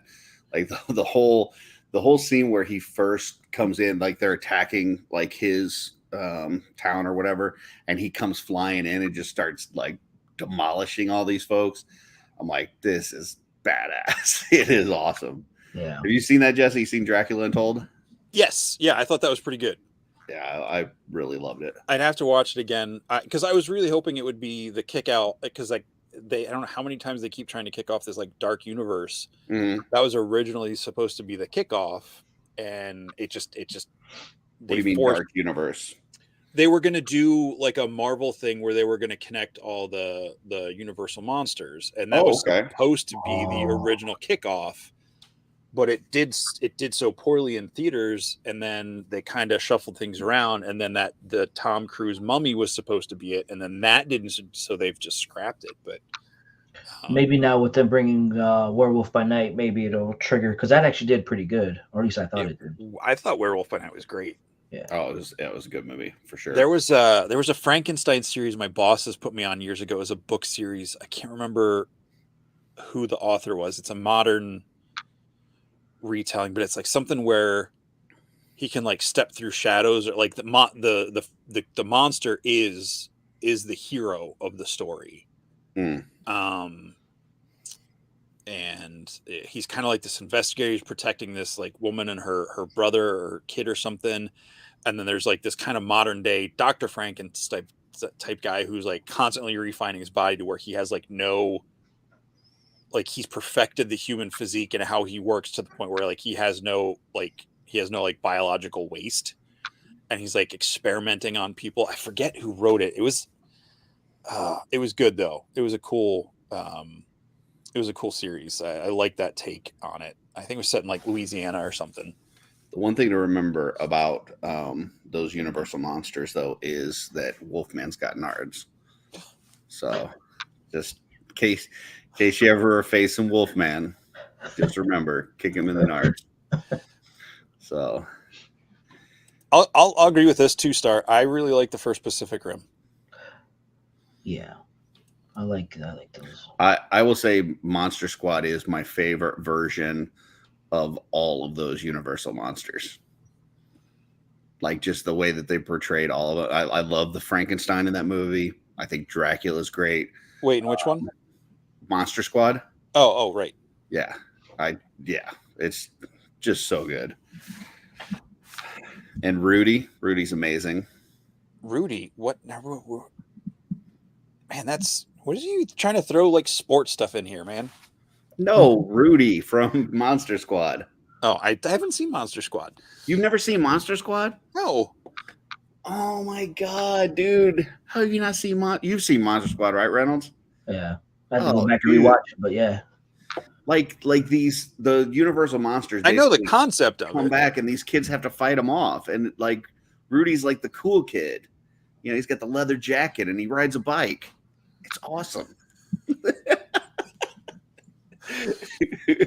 Oh man, they're making silver bullets in a montage. I mean, come on. In Metal Shop, they're making silver bullets, and the shop teacher doesn't even care. I love a good montage, man. I okay. We're all, I think we're all close to the same-ish age within a couple of years, one way or the other. I was born in 80. Okay, so you're less than a year younger than me, and I'm a couple of years younger than Curtis. So, I don't know what it's like being a teacher now, but I know people who are teachers now, and man, as horrible as my teachers were back in the 80s and stuff, teachers were cool in the 80s. They didn't care. Like, oh, no. They weren't involved. They were so like disconnected. Like, like they taught the class and they'd go smoke in their lounge or, you know, go complain about their students or whatever. My shop teacher, I mean, we're out there using bandsaws and stuff, and he's sitting in his office getting high. Like, it was, yeah. I mean, like, if one of us would have chopped off our finger or something, it would have been bad, but it never happened. He did chop off his thumb though. He at one point he put his thumb through the bandsaw and like cut off half of it. And it was weird because they had to do like a skin graft on his thumb. And so they took some skin from his belly to put on his thumb to skin graft it. But the problem is like he's got a really hairy belly. So like his thumb like would grow hair constantly. And he would sit there while we're like in shop class, and he would be like, he would pull out like a little bic out of the drawer, and he'd be shaving his thumb in the middle of class because it grew so much hair on it. Wow. So there you go. 80s teachers. Love them. All right. Bill, I'm sorry. I wasn't trying to make fun of you and actual teachers now. There was just something, teachers in the 80s and early 90s was just a different breed. Like for me, I don't think a single teacher I had was below 40 when I went through school. Like they were all old. Like most of them were like, had been teaching for 40 or 50 years by the time I went through school. So, and we definitely, and I'm not saying 40 is old now, but I'm saying as like a kid in elementary school, anyone over 40 was like ancient at that point in time. So. We definitely didn't have any of those like 20-year-old teachers that were like going on dates with the students. Like if you see, we didn't have none of that. Like that was, they were all like 50, 60 years old. I hear those stories in the news. Yeah. I'm like, where were those teachers in our school? Like we had Mrs. Whistler whose ass could barely fit through the door. Like it was like she had to turn sideways, you know. I think I had a couple 20-year-old. I think our teachers were sleeping with teachers at that time and hiding it during field trips. They already created field trips so they can rendezvous, so to speak. But yeah. Nice. Oh man. See, Bill, all right, that's exactly what I'm talking about. Like, my teacher didn't smoke a cigar while I was doing my driving teacher class, but yeah. And Mike, I'm going to agree with you. Creature from the Black Lagoon is my favorite of the original Universal Monster movies. That's okay. I'm not saying it's the best. I said it's my favorite. Yeah. That's cool. Yeah, Mrs. Whistler was thick. That's true, Billy. And it wasn't like all the way around. Like it was just like, I don't know. It was just her butt. Like it was like, dude, I don't know how she bought dresses. I really don't. I don't. You maybe you go to a custom place for that. I don't. It's like, hey, I need normal measurements and then like double door size down at the bottom. You're talking about stuff that I've never thought about in my life. Like, I tell you what, she knew how to do some algebra. So, yeah. Pythagorean theorem for sure. I mean, whatever works for you, I guess. Yeah.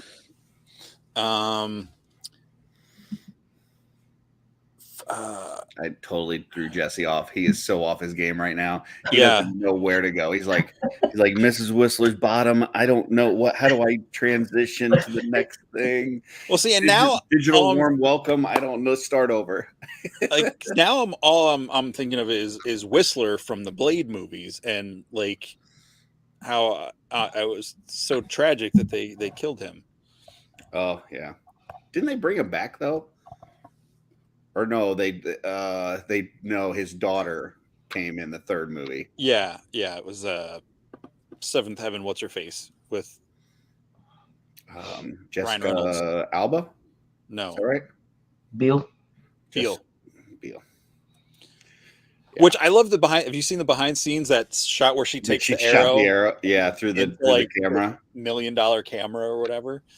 Anybody who has not seen Blade 3 ever or recently, I would encourage you to go watch that because it is Deadpool 0 is what it is. That was his Ryan Reynolds is playing Deadpool in that movie before Deadpool. Oh yeah. His character is so funny. The best part of that movie is Ryan Reynolds. Some of the best horrible things ever said in a movie. Yes. Him and Betty White in Lake Placid. Have you ever seen that? Yes. I love every time I move, that's the first movie I watch when I move into my new place and I get my stuff set up. I watch Lake Placid. It's like a ritual for you. Yeah, it became a thing somehow. So it's just become a thing for me. But yeah, oh man, I love that movie. Wow, Anthony, I'm surprised you're here at all, especially late. He was watching your new favorite movie, Curtis. Yeah, what is it like? It's 10:30 there now. What favorite movie was he watching? The 7 Letters to the King or whatever. I started watching it last night. I couldn't get through it because after our show, or was it Friday night? After our show, it just got a little bit too late. So, but yeah, so far I'm loving it. So, oh no, that was the 7 Kings. What is it? 7 Kings Must Die. You're confusing that with the other show that I'm watching, which is The Letter for the King, which I actually bought a book for. Hey, everybody. I don't read, but I bought a book because I'm so excited about this Netflix series that I mistakenly started watching. So, Letter for the King. Which one is that one? I don't think I remember. I thought it had 6 seasons. Apparently, it only has 6 episodes. But it's basically like king's about ready to die. His 2 sons are fighting over who's going to take over the throne. And one of the sons is like channeling dark magic. And so these kids like come across this knight and he's got a letter for the king and he's dying. And they've got to try to get the letter to the king so that he knows that his son is basically turning against him. And it's kind of their adventures. But they only made 1 season. It looks like it's probably not going to get a second season, but the 6 episodes were so good that I ended up buying the book, which I never read. So that should tell you something. So for some reason you were talking about that. It's made me. Have either of you guys seen the movie The Headhunter? I don't know. What is it about? It's like a medieval guy, like is like this hunt. It's only him in the whole movie. It's a pretty short movie, but like some sort of creature killed his daughter, so he's just going out. He waits for this signal, and then he goes out and hunts these monsters. It's really good. I think it's real. I need to watch it again. It's been a couple of years since I saw it, but I can't remember if it's in English or if it was dubbed over because I believe it was made in like somewhere in Europe. I don't remember what country. The info for the movie says a medieval warrior's gruesome collection of severed heads is missing only one, the monster that killed his daughter years ago. Well, that sounds cool. I might have to check that out. There's some cool stuff in there that as fans of Mythic Legions, I think would be a good inspiration for some creativity to have while you're working, like the Norseman or the Northman. I thought that movie was freaking amazing last year. Then Dorklayer is recommending a podcast. This is History, a Dynasty to Die For. It's about I don't know what that says, dynasty. Plantagenet. I'm sorry, one more time. Plantagenet. I just wanted to see if you could say it right twice. Yeah, yep. My brother's a history professor. So there you go. Check that out. Some things I know. Well, there you go. I'm definitely checking that Headhunter. I'm adding that to my list right now. The Headhunter. Yeah. Yeah. That was cool. And there was one called, I think it was called Sword of God, which was a weird, like in English translation of the movie. But I think it was originally called The Mute or something like that. I think I watched them during the pandemic. It was about these two guys. They're supposed to be like these, like I don't think they were Templars, but they were like monk priests of some sort. And they were supposed to go Christianize this island in like northern Scandinavia somewhere. And like, there's this weird tribe, and it's not as actiony as I thought it was going to be, but it's still a pretty cool movie. What was the one? I know there was a show that you were recommending a movie. You recommended two movies. One was the Joan of Arc one, and then at the same time you were recommending a movie that was kind of like a monster in Europe. You said it was almost like a chupacabra thing, and Brotherhood of the Wolf. Oh, sounds familiar. Okay. It came out in like 2009. It came out very early 2000s. Watch it in the French dialogue with English subtitles. Okay. The English dub is atrocious. Like you've got this guy, he's just like, oh yes, I am a huntsman. Like it does not match the way any of the characters. It's so bad. But yeah, Brotherhood of the Wolf is awesome. Yeah. It might be slow. I don't know. That's fine. But I think it's great. Yeah, it's based off of the legend of the Beast of Gévaudan in France. Okay. And which apparently is a thing that some people who are into like cryptid stuff know about. But I did not know that was a thing until I saw the movie. So. Would you say that, because I don't know anything about that, would you say that that's a character that we could possibly get as a figure obscura? I would love it. Mm-hmm. I don't know how they, without giving away stuff in the movie, like I don't know how that would work as a Mythic Legion. Okay. I got a couple people talking about Solomon Kane, that's good. Joe and Danny. So yeah, I just watched that recently. Somebody recommended it on one of our shows, and that was really good. I liked it. Mm-hmm. So cool. And then Jesse is talking about the movie Excalibur, which it's all right. It's not. I liked for that type of story. I like the show Merlin. Did you ever watch that? No. The newest one? Yeah. That was pretty good. Yeah. The one with Dr. Grant? I don't know who that is. I know. Oh shoot, what's his name? He plays Dr. Grant in the Jurassic Park movies. I don't think he's in Merlin. Maybe he's in a Merlin movie or series, but this is probably an old. Yeah, one. This is a series.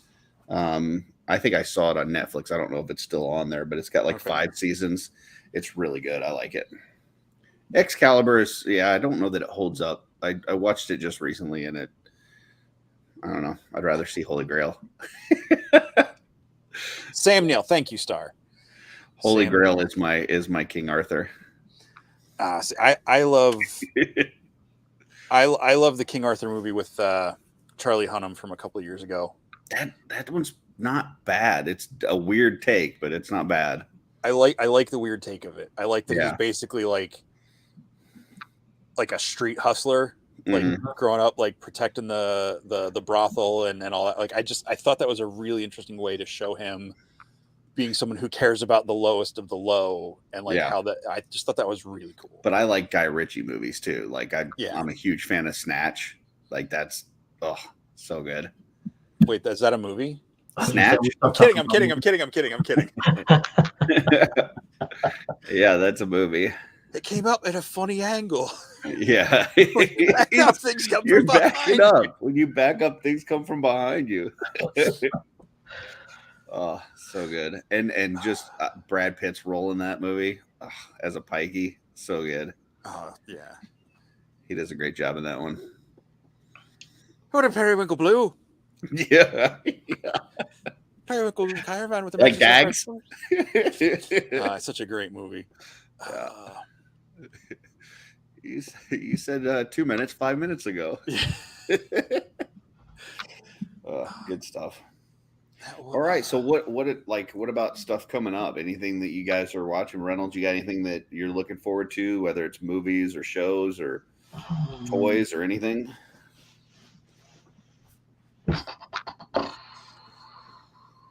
Any movies? Anything, whatever you're into. I want to see that new John Wick. Got to go see that, and I like shoot 'em up, beat 'em up movies. Those are always fun. Good palate cleanser.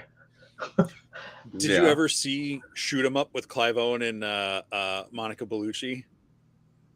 It's such a weird movie. It's I've not fun. seen that. It's talking about milk. Oh crap! What was that one? Smoking Aces. I think I did see that one. Man, it's got everybody in it. Like Ryan Reynolds is in it. Ben Affleck's in, I think, Chris Pine, one of his earliest movies.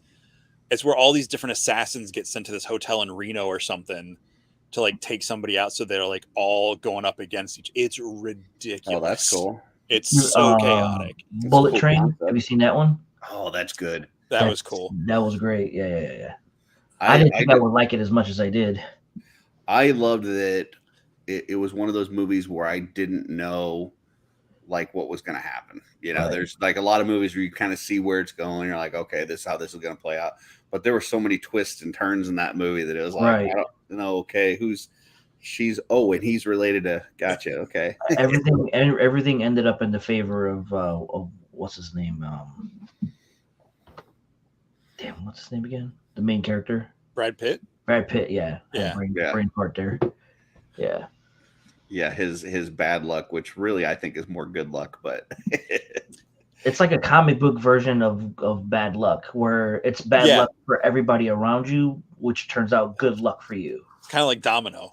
Yeah, exactly. Yeah. I loved Lemon and Tangerine too. Their whole great dynamic.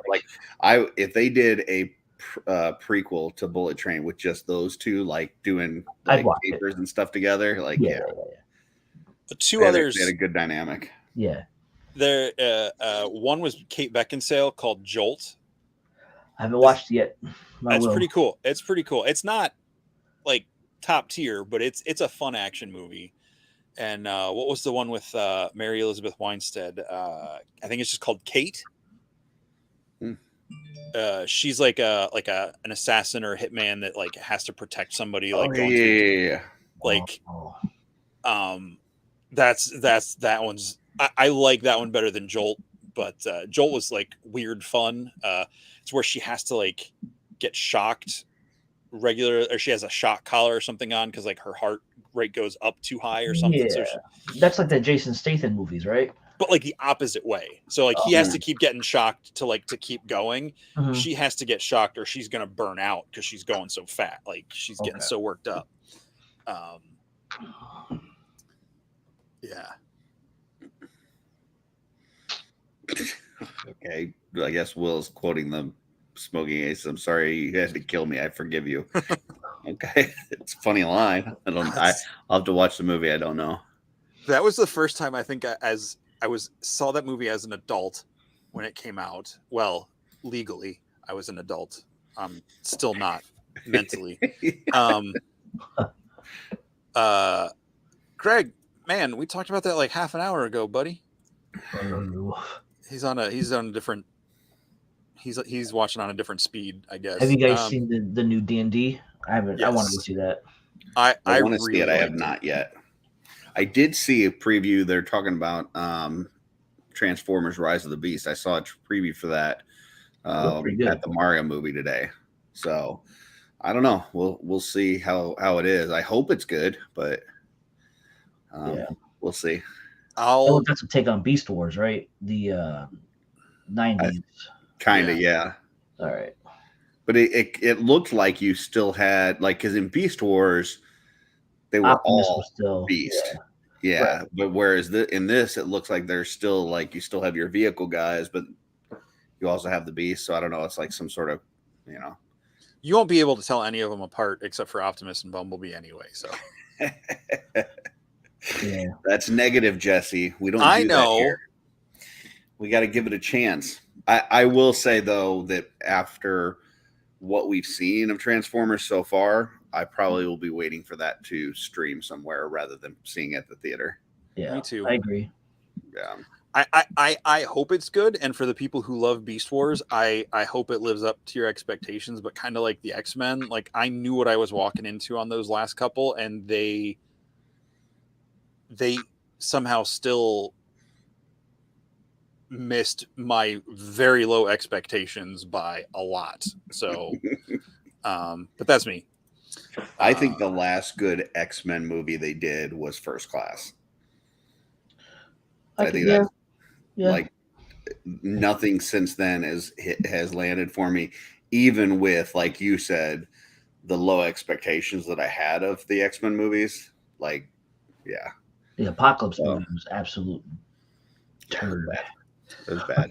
With the cast they had and the people they had making those movies should have been so much better. But we're not going well, there. on the Dark Phoenix. I'm gonna get derailed and go down a whole. Well, let me just say this: like the Dark Phoenix one, like you already messed it up. The whole Phoenix thing, like you already did a movie with it and you messed it up. Exactly. If you were going to redo it and do a movie just about that, you think that you could at least learn from your mistakes from the first one and make a better. No, it was even worse. So it was terrible. It was bad. And Jesse's not going to talk because he knows he's going to just blow it up.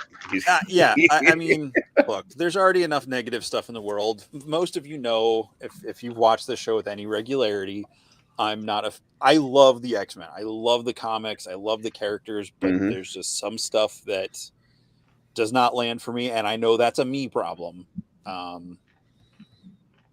Man, I hope MCU X-Men is badass. That's all I want. I hope so too. I'm waiting for that new Deadpool movie. Yeah. That would be good.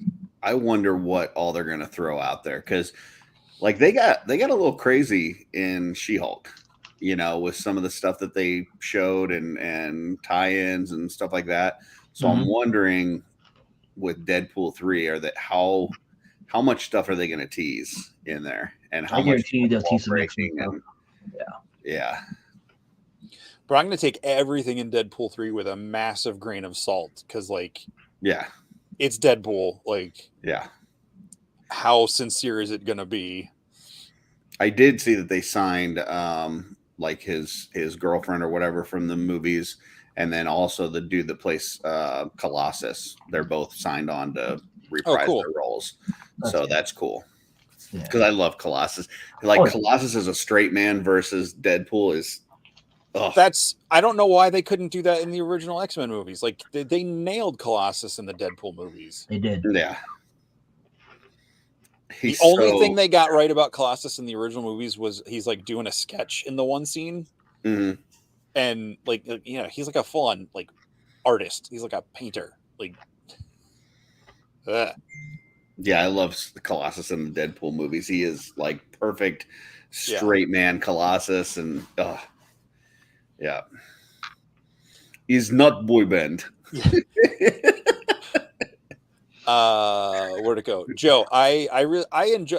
I think New Mutants movie hit a lot of things right. I think that's probably my favorite mutant movie. Period.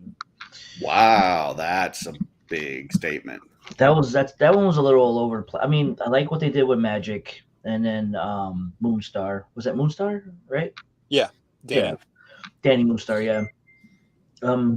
I mean, they should probably just do movies of them by themselves, but the rest of Cannonball was the other guy, right? The older brother from Stranger Things. I did not like Cannonball at all. I thought the movie was good, but it didn't have enough main character firepower for me. But I mean that's who that team is. I understand, but I'm just saying, I don't think that I could put that as my favorite mutant movie just based on, it's all characters that I really don't care about. But as a movie, yes, it's a good movie. It's written well. If you told me that wasn't a Marvel X-Men mutant movie and it was just a movie, I would just say, yeah, it's a really good movie. But felt more like a horror movie, like they were pushing a horror movie more than a X-Men movie or and it didn't feel like I was watching a comic book movie. It's kind of like I've talked about the Batman with Pattinson. Like, to me, that feels like a detective cop movie that just happens to have Batman in it. Like, it feels like kind of like the movie Seven with Batman, but you could take Batman out of that movie and it would still be a good movie.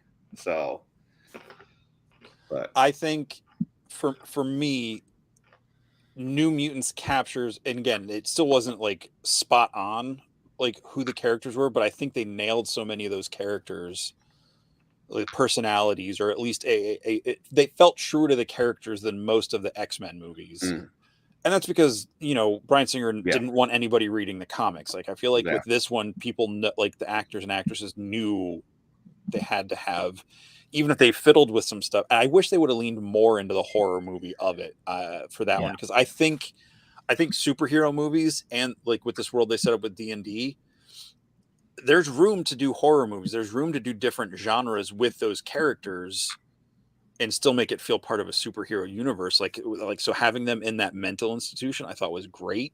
Yeah. I think it's a little bit easier to do characters that a lot of people don't know, though, because there's not the expectations aren't the same, right? And you're not going to disappoint people. Like, we've talked a lot about like Masters of the Universe. Like, they can never make a good Masters of the Universe movie because no matter what you put out there, half the fans are going to like it, half the fans are going to hate it. At best, half the fans are going to like it. So, same kind of thing. Like, if you cast a new Wolverine today, it doesn't matter if it's the best Wolverine casting that you've ever done. There's going to be people out there that are just pissed about whoever you cast as Wolverine. Right. Yeah. But if you cast somebody as Magic, they're going to be like, okay, who the fuck's Magic? Okay, that's cool. Whatever. They may Google it and go, okay, yeah, she kind of looks like that. So, okay, that's cool. Whatever. I mean, that's what they did when they launched with Iron Man. Like, Iron Man was not a household name in 2006. I think that your average comic book fan knew who Iron Man was, but you're right. Most other people did not. And what, like, people that had never read an Iron Man comic, what they knew about Iron Man was that he had substance abuse problems. And so when they casted Robert Downey Jr., like, perfect. But I mean, even run with it. Even for me, as a comic book fan, I've always been more about the X-Men and the mutants. So, when with Iron Man, it's like, yeah, I don't know this character as well. That felt like Iron Man. That was great. Captain America, same thing. Like, I think Chris Evans nailed that character. And like Guardians of the Galaxy is a perfect example. I don't know anybody that read Guardians of the Galaxy before that movie. Right. And so you go into it going, I don't know what to expect, and that means that you're more open to whatever creative direction that they go. I hate what they did with Drax. Like, if you look at the comic book version of Drax, he's a complete badass and more powerful. He's actually, isn't he sort of like a cyborg? They took the human guy, put a bunch of stuff in him, and he was supposed to defeat Thanos. His main thing was to defeat Thanos. He was from Earth, and like they did experiments and stuff on him. I don't remember this. Really? His daughter got murdered. I didn't know that. And through something that happened, and they used him. Did a bunch of stuff to him, and he was supposed to go to defeat Thanos or something to that degree. Yeah, he had a ton of powers, a ton of abilities, and then you look at him in the movie, and it's like he plays a complete moron. But it's funny. It's like they needed a comic relief, and they're like, okay, give it to this guy. But like, so with X-Men, I really thought, other than Hugh Jackman got pretty close to, Wolverine and Logan's personality and everything. Everyone else felt very one-dimensional. That's because Kevin Feige snuck him comics. If the stories are true, the only one that like got fed the stuff, because he thought Wolverine was like some sort of werewolf when he first got cast. Right. So he was watching movies about wolves and all this stuff, and I'm like, well, I would say that the closest anybody has come to nailing a Marvel character is probably Ryan Reynolds with Deadpool. Yeah. Like he lives that character. Like it's like Deadpool just jumped right off of the comic book. Like, yeah, just the smart assedness. And it's not even when he's playing the role. Like, you just listen to Ryan Reynolds in real life, it's like, this guy is Deadpool. Like he's got at least the mouth. He's got the mouth of Deadpool for sure. He did a lot of push to make it more because what was the movie he was in with Wolverine where they did a bunch they sewed his mouth shut? Yeah. He stopped playing halfway through that movie because he did not agree with the director. He wanted a legit Deadpool. Yeah, that was so terrible. That's why that's one of the things that I get in the end of, was it Deadpool 2 when he's going back in time and he kills that version of him, and then he goes back and he shoots himself reading the Green Lantern script. And, right. Yeah. Yes, Wolverine needs to be short. I totally agree with you. Agree with that. Wolverine, he's 5'3" in the comic books. Yeah. Or at least film him short. Yeah. So. But yeah, I'm hoping that they do it well. Because I do think that, you know, as much as I enjoyed the first few waves or phases of MCU before going into it, I didn't really care about Cap or Iron Man or even Thor. Like, any of those, I didn't really care about. They made me care about them. But I love the X-Men. And so getting an accurate, good version of them where they really develop the characters, and like, I would love that. So and no offense to anybody out there, I'm not a Fantastic Four guy. That doesn't do anything for me. So, you know, I know there's some people out there that love Fantastic Four and they're excited for them to be coming soon, but that does absolutely nothing for me. I'll say this: I am more excited for the arrival of the Fantastic Four than the X-Men, just because I don't want to get my hopes up for the X-Men. Like, I'm sure that as long as they do it, like, I don't even need it to be 100% comic book accurate, because like, clearly Iron Man wasn't. Like, they've made a lot of changes to make the movie versions, and that's fine. Like you said, they developed characters, they put all this effort into making you care about them. And I do hope we get that with the X-Men. I hope they don't just dump them in and like, oh, okay, they're here now, blah blah blah.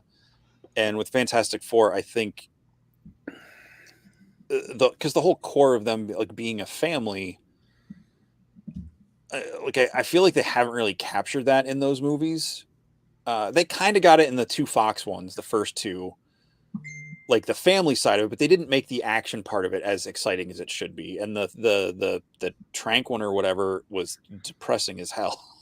The thing I loved about Phase 1 MCU before they became the Avengers is that they gave them the standalone movies to develop those characters first. So when they do that with X-Men, I hope that they do that kind of thing where they don't just throw them all into an X-Men movie right off the bat. I want to see, you know, Professor X movie or a Wolverine movie or whatever. Like, maybe even give me, you know, a team up or something, but don't give me the whole team in the first go. Like, I need some time for you to develop these characters, for me to know in your universe who they are. Well, that's why I think, you know, they keep talking about the movie's going to be called The Mutants or whatever, because they don't want to go with X-Men because of whatever. I'm like, that's a good way to set it up to give space before you get to the X-Men. Is to they probably still don't own the rights to use the word X-Men anyway. I think that's why they, what was it, the She-Hulk, they kept saying she's a mutant because, you know, who else was it? Another character. They just kept calling them mutants. So I think they're pushing that instead of using X-Men or so on and so forth. I think they still don't technically have the full rights to a lot of them. Okay. So what do you think? Do you think Fantastic Four, with the way the multiverse and stuff like that, you think they're going to go straight into having the son of Reed Richards? Because, you know, he's basically...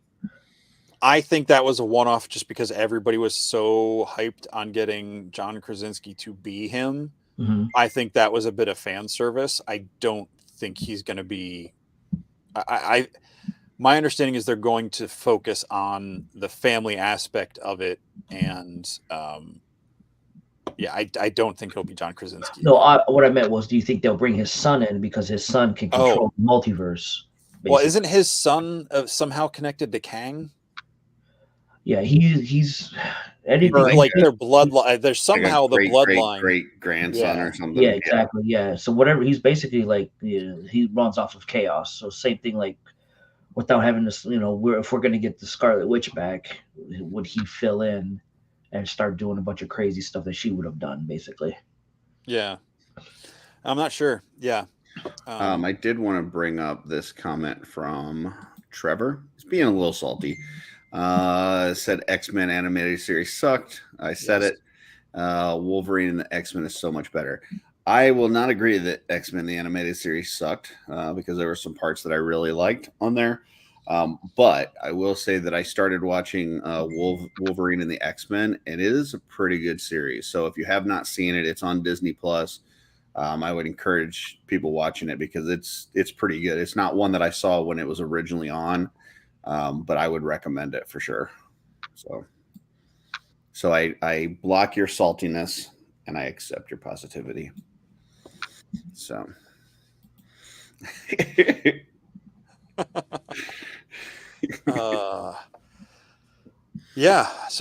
am excited for the X-Men to eventually show up, but in the recent years, because what they're doing in the comics with X-Men has disappointed me so much lately that the Fantastic Four has been my favorite of the Marvel stuff lately. So really, if we can see in the comics, so if we can see a good version of them, like as a family unit, like that kind of stuff, and get some of the things right. Like Silver Surfer was great, Galactus was awful, Doctor Doom was, it could have been better. Yeah, I kind of liked some of the stuff with him getting mixed in with them, but the whole thing of him being like this leader of his own country and doing like science and the sorcery and stuff, like there's just some of that arcane element needed to be in him, and he didn't have it. Right. So I think that he's a character that, with Iron Man being so popular and D&D being so pop culturally popular right now, and the movie and that stuff being a lot more popular than when those movies came out, I think they'll be able to find a way to do Dr. Doom right. And he would have to be involved anyways with the whole Kang series. Yeah.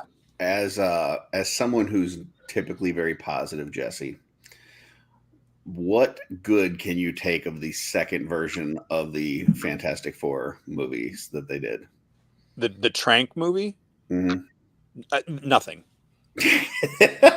There's nothing redeemable. There's not one thing that you pull out of it that you say, I like that they did this.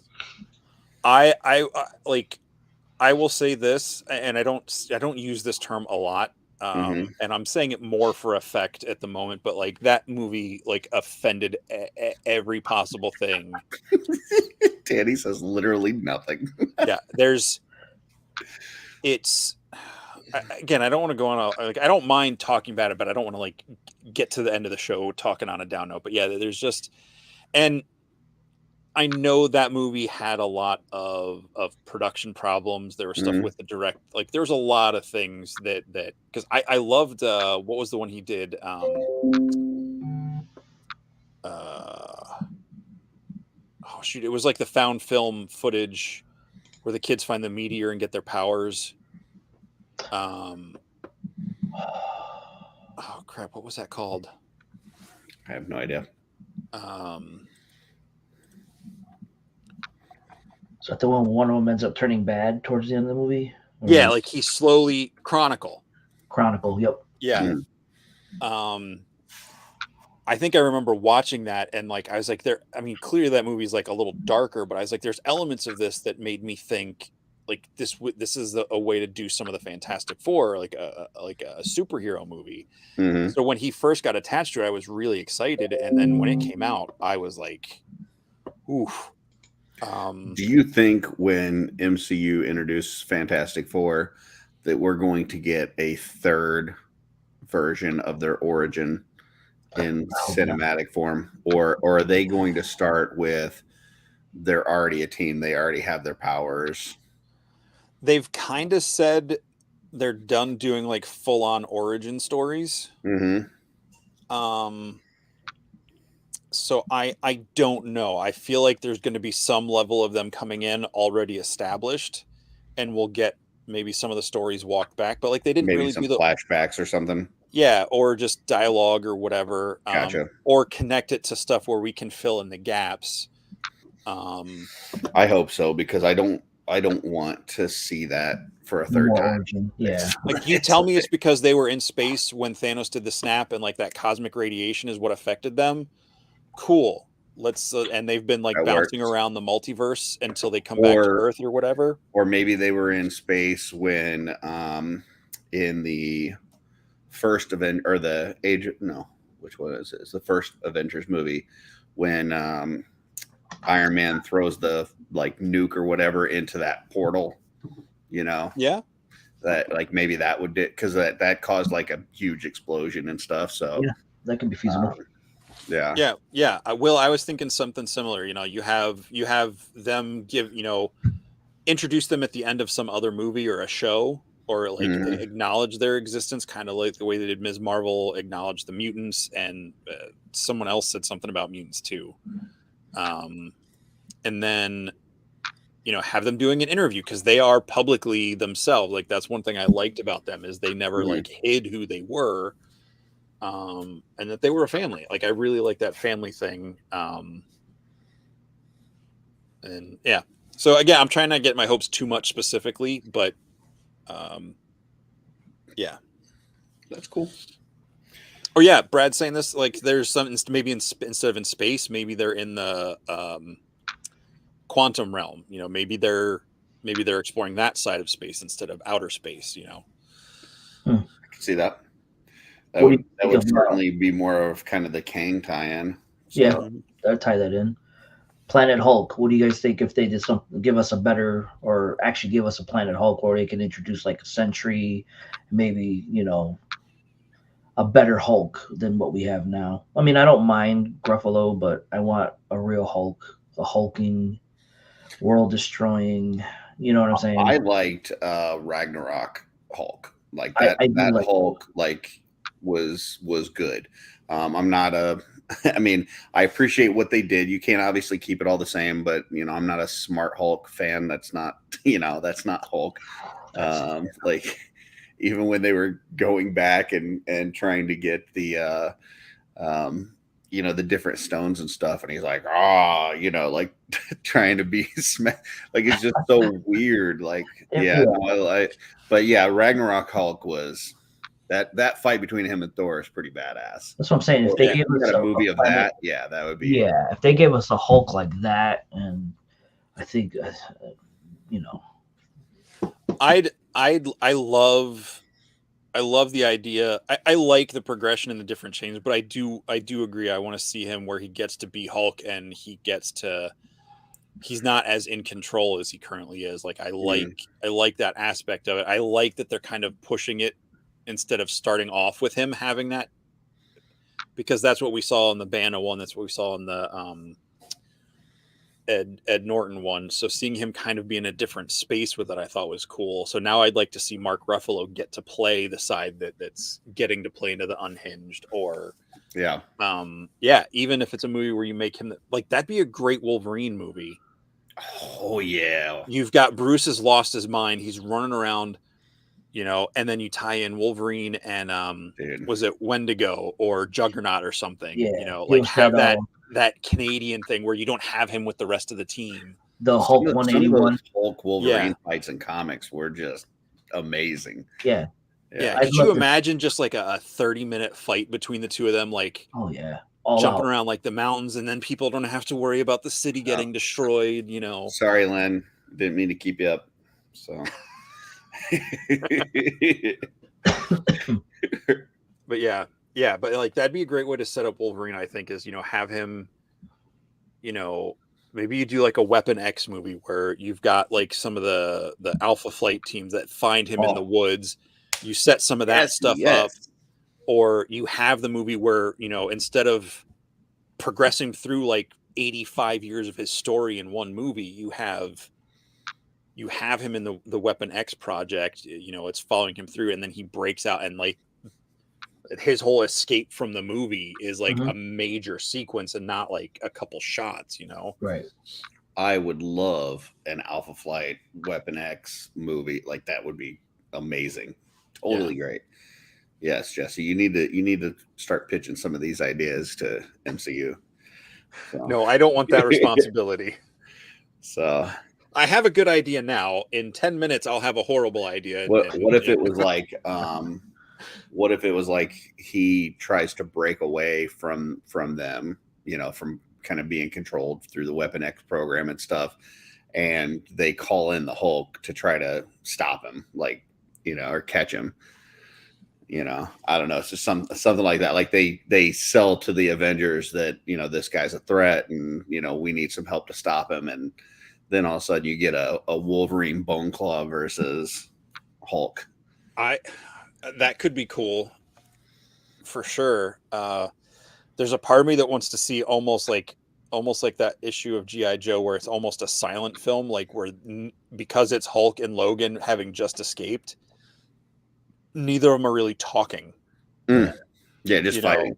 It's just fighting. It's just going to be hard because maybe a few bugs mixed in there. And I'm not saying the whole movie, but like the sequence, like when they're fighting each other, it's not like they're trying to reason with each other. They're not quipping, they're not snarking, all this stuff. It's like the complete opposite of Deadpool. It's just the green mountain of muscle up against the little spiky guy. Yeah.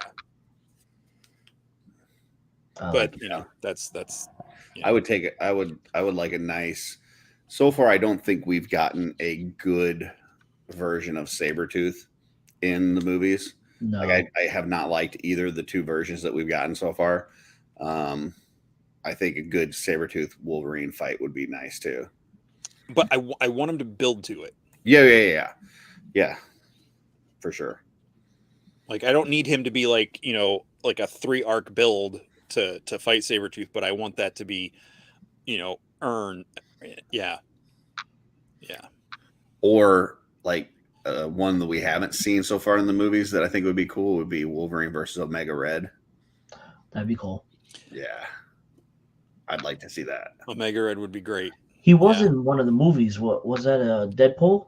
Was he in a prison scene? He had the Omega mark on his head. It was I didn't catch that.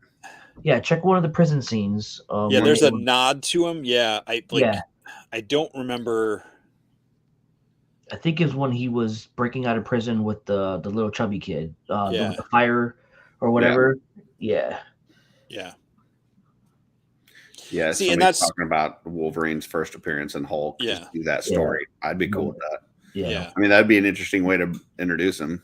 So there's a cool comic they did. Marvel a couple of years ago did maybe like 10, 11 years ago. They did a series of like hardcover books that were called like Wolverine Season 1, Fantastic Four Season 1, and they were kind of like modern retelling, like modern art, basically retelling like the origin stories of characters. And it was really cool. And the Wolverine one was good. So I keep getting that book and the animated Wolverine Hulk movie that I think Will referenced. Like that, because I think that's like Wolverine gets sent to hunt this monster, and you think it's something that leads, so you think it's the Hulk. They fight the Hulk, and you realize I think it was really when Wendigo was like the actual threat, and I think they team up to fight him in the end or whatever. But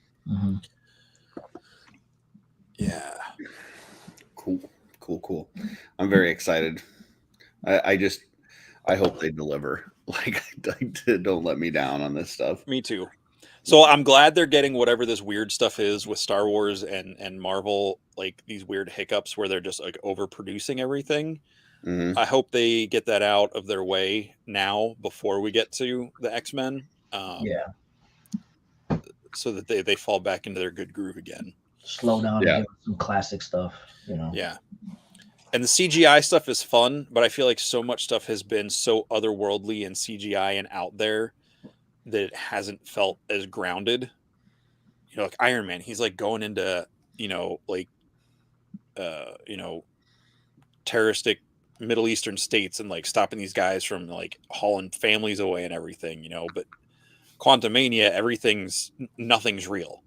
Like, I don't mind CGI, but like I feel like so many of the movies lately have been just so out there that like, it's hard to connect with some of the stories. So, well, I think for me, the heart of that whole X-Men universe really is the discrimination or difference between humans and mutants and your way of handling it. Like, are you one of these kind of peaceful folks that are trying to have both get along like the X-Men, or are you these, you know, kind of militant folks that side with like Magneto and you're just going to eliminate the humans because they're your biggest threat?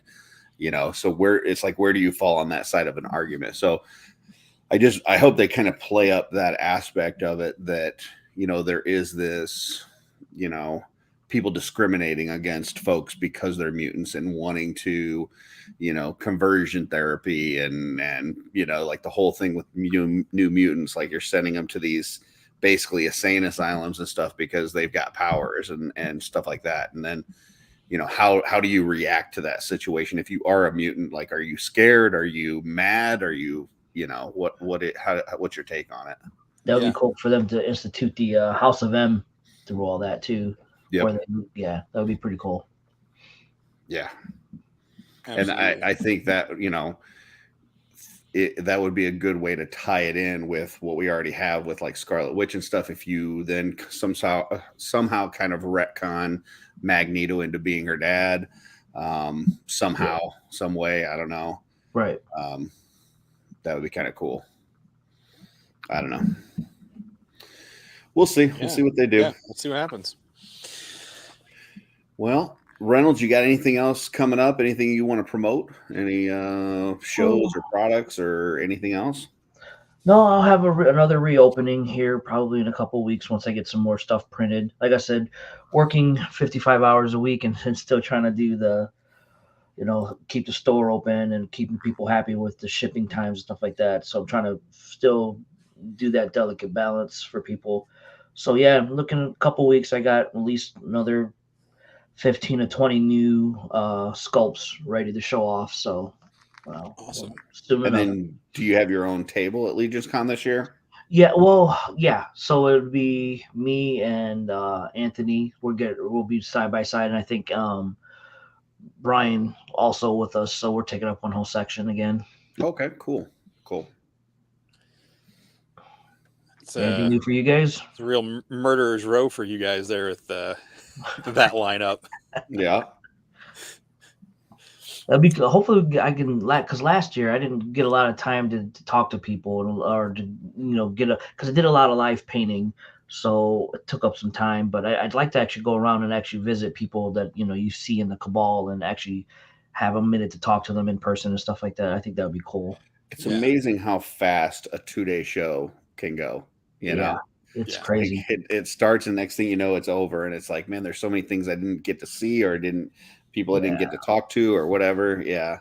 By the end of each day, dude, I was so wore out, man. You know, hungry and worn out. I just went to my room and passed out. Yeah, I was all about the lobby. Like, you know, grab me a pizza or something to drink and let's just hang out in the lobby. Yeah, I'm gonna try that this year. Yeah. Cool. Greg. Yeah, Greg will be there to grab any of the high stuff for you guys. So there you go. Perfect. No, he's saying he's gonna be slinging his brute scale sculpts and weapons. Oh, nice.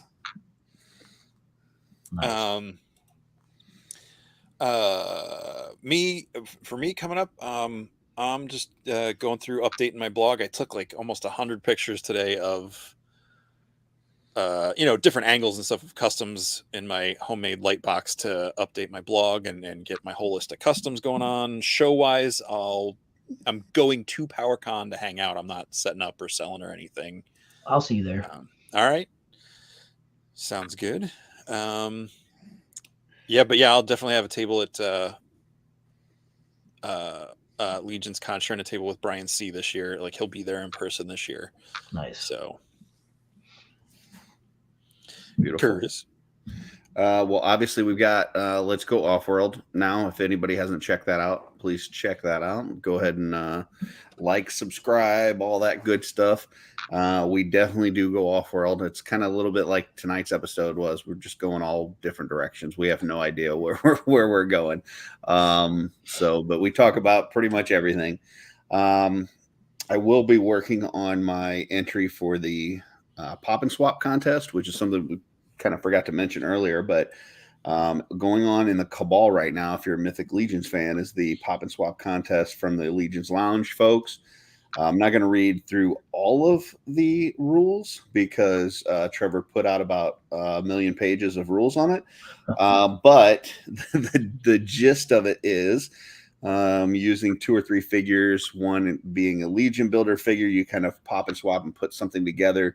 They have basically 3 categories. The first one is just the best overall, and then they've also got a best tribute figure and best red and black figure. So if you have something that fits all 3 categories, you could be entered into all 3. So if you can find a tribute that's also red and black, that also can be, you can basically hit all of them. But you get 1 entry total. So check out the Cabal for the rules.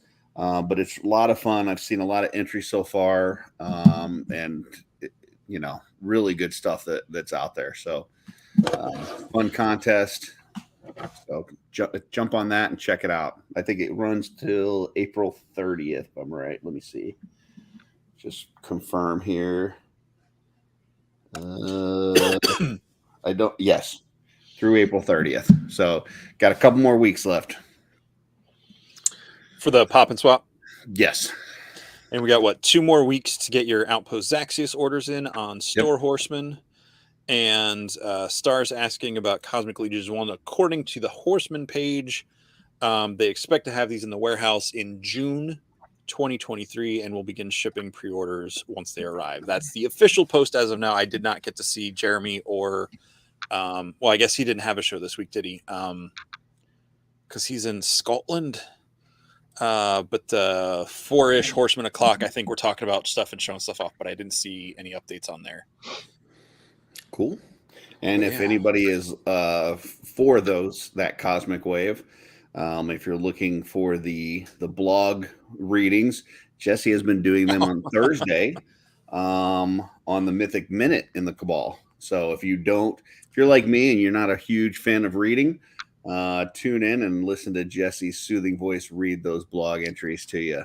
So soothing. Yep. Yes. I'd also like to throw out there, this is my last plug of the day. For those of you who are interested, Jesse has a Patreon out there as well that he won't promote on here because, it's Jesse. That's just, he doesn't do that. But there are a few different dollar amounts of his Patreon. If you're interested, look up on Patreon, just Shelve it. Highly recommend. So there you go.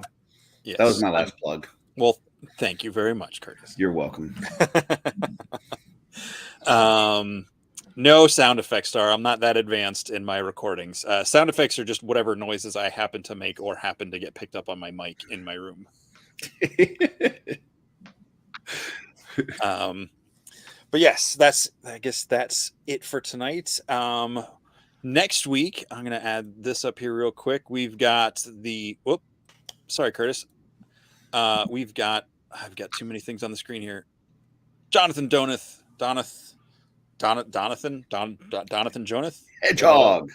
Hedgehog action is going to be our guest next week on Shooting the Shelf Sunday night, 9 p.m. If you can be here to talk with Hedgehog. So yeah. And if you haven't checked out his YouTube, check it out because it's awesome. He's got some great toy reviews up there. They do a live on Saturdays. That's a lot of fun. He did one on the Quicksilver, which is my favorite figure of the year last year. And that one I think has got like 1,400 views right now. So doing pretty well. So yeah, check him out. Subscribe. Good dude. We will see him next Sunday night. Yes. And one last time, I want to make sure we throw these up here for Reynolds again at the _Forge_collection on Instagram. for his custom work there. And when the shop opens, it is the forgecollection.shop, which will be coming soon. So, Reynolds, thanks for joining us tonight. Thanks for having me. A fun lot chat. of fun. Thank you for altering your sleep schedule for us to be here. Yeah, no problem. And yeah, look forward to see what's coming up on your page soon. And if you want to hang on, or if you need to get going, that's fine. We're going to bounce you out and close out the show. All right. Thank you very much. Take care. You too. All right, Curtis, that was a fun show. It was a good night. Good Thank stuff. you. Kind of went on a sci-fi tangent there, but it was fun. Yeah. All over the place. I love never knowing where this is going to go. I like talking. I do like on the OffWorld, for a little bit behind the curtain, guys, but on the OffWorld, we have a little bit of an agenda that Dooch puts together for us. So I kind of like that. But I also like on this show that we don't really know what's going to happen. It's going to go wherever it goes. So yes, it's a nice little change. Yes, absolutely. Well, thanks for joining, everybody in the comments. Thank you so much for being here. If you're watching this on replay, we really appreciate it. Kurt has got his Thong. Thank you, Will. Thanks, Greg. Thanks for being here. We'll catch you all in the Cabal online, Instagram, wherever you are. Check out the Shelf Selection folks on Instagram and in the Cabal. Give them a follow and like, and just keep sharing the love with all the creativity from all this group. So that's it. I'm going to pull up the thing. And until then, what's on your shelf?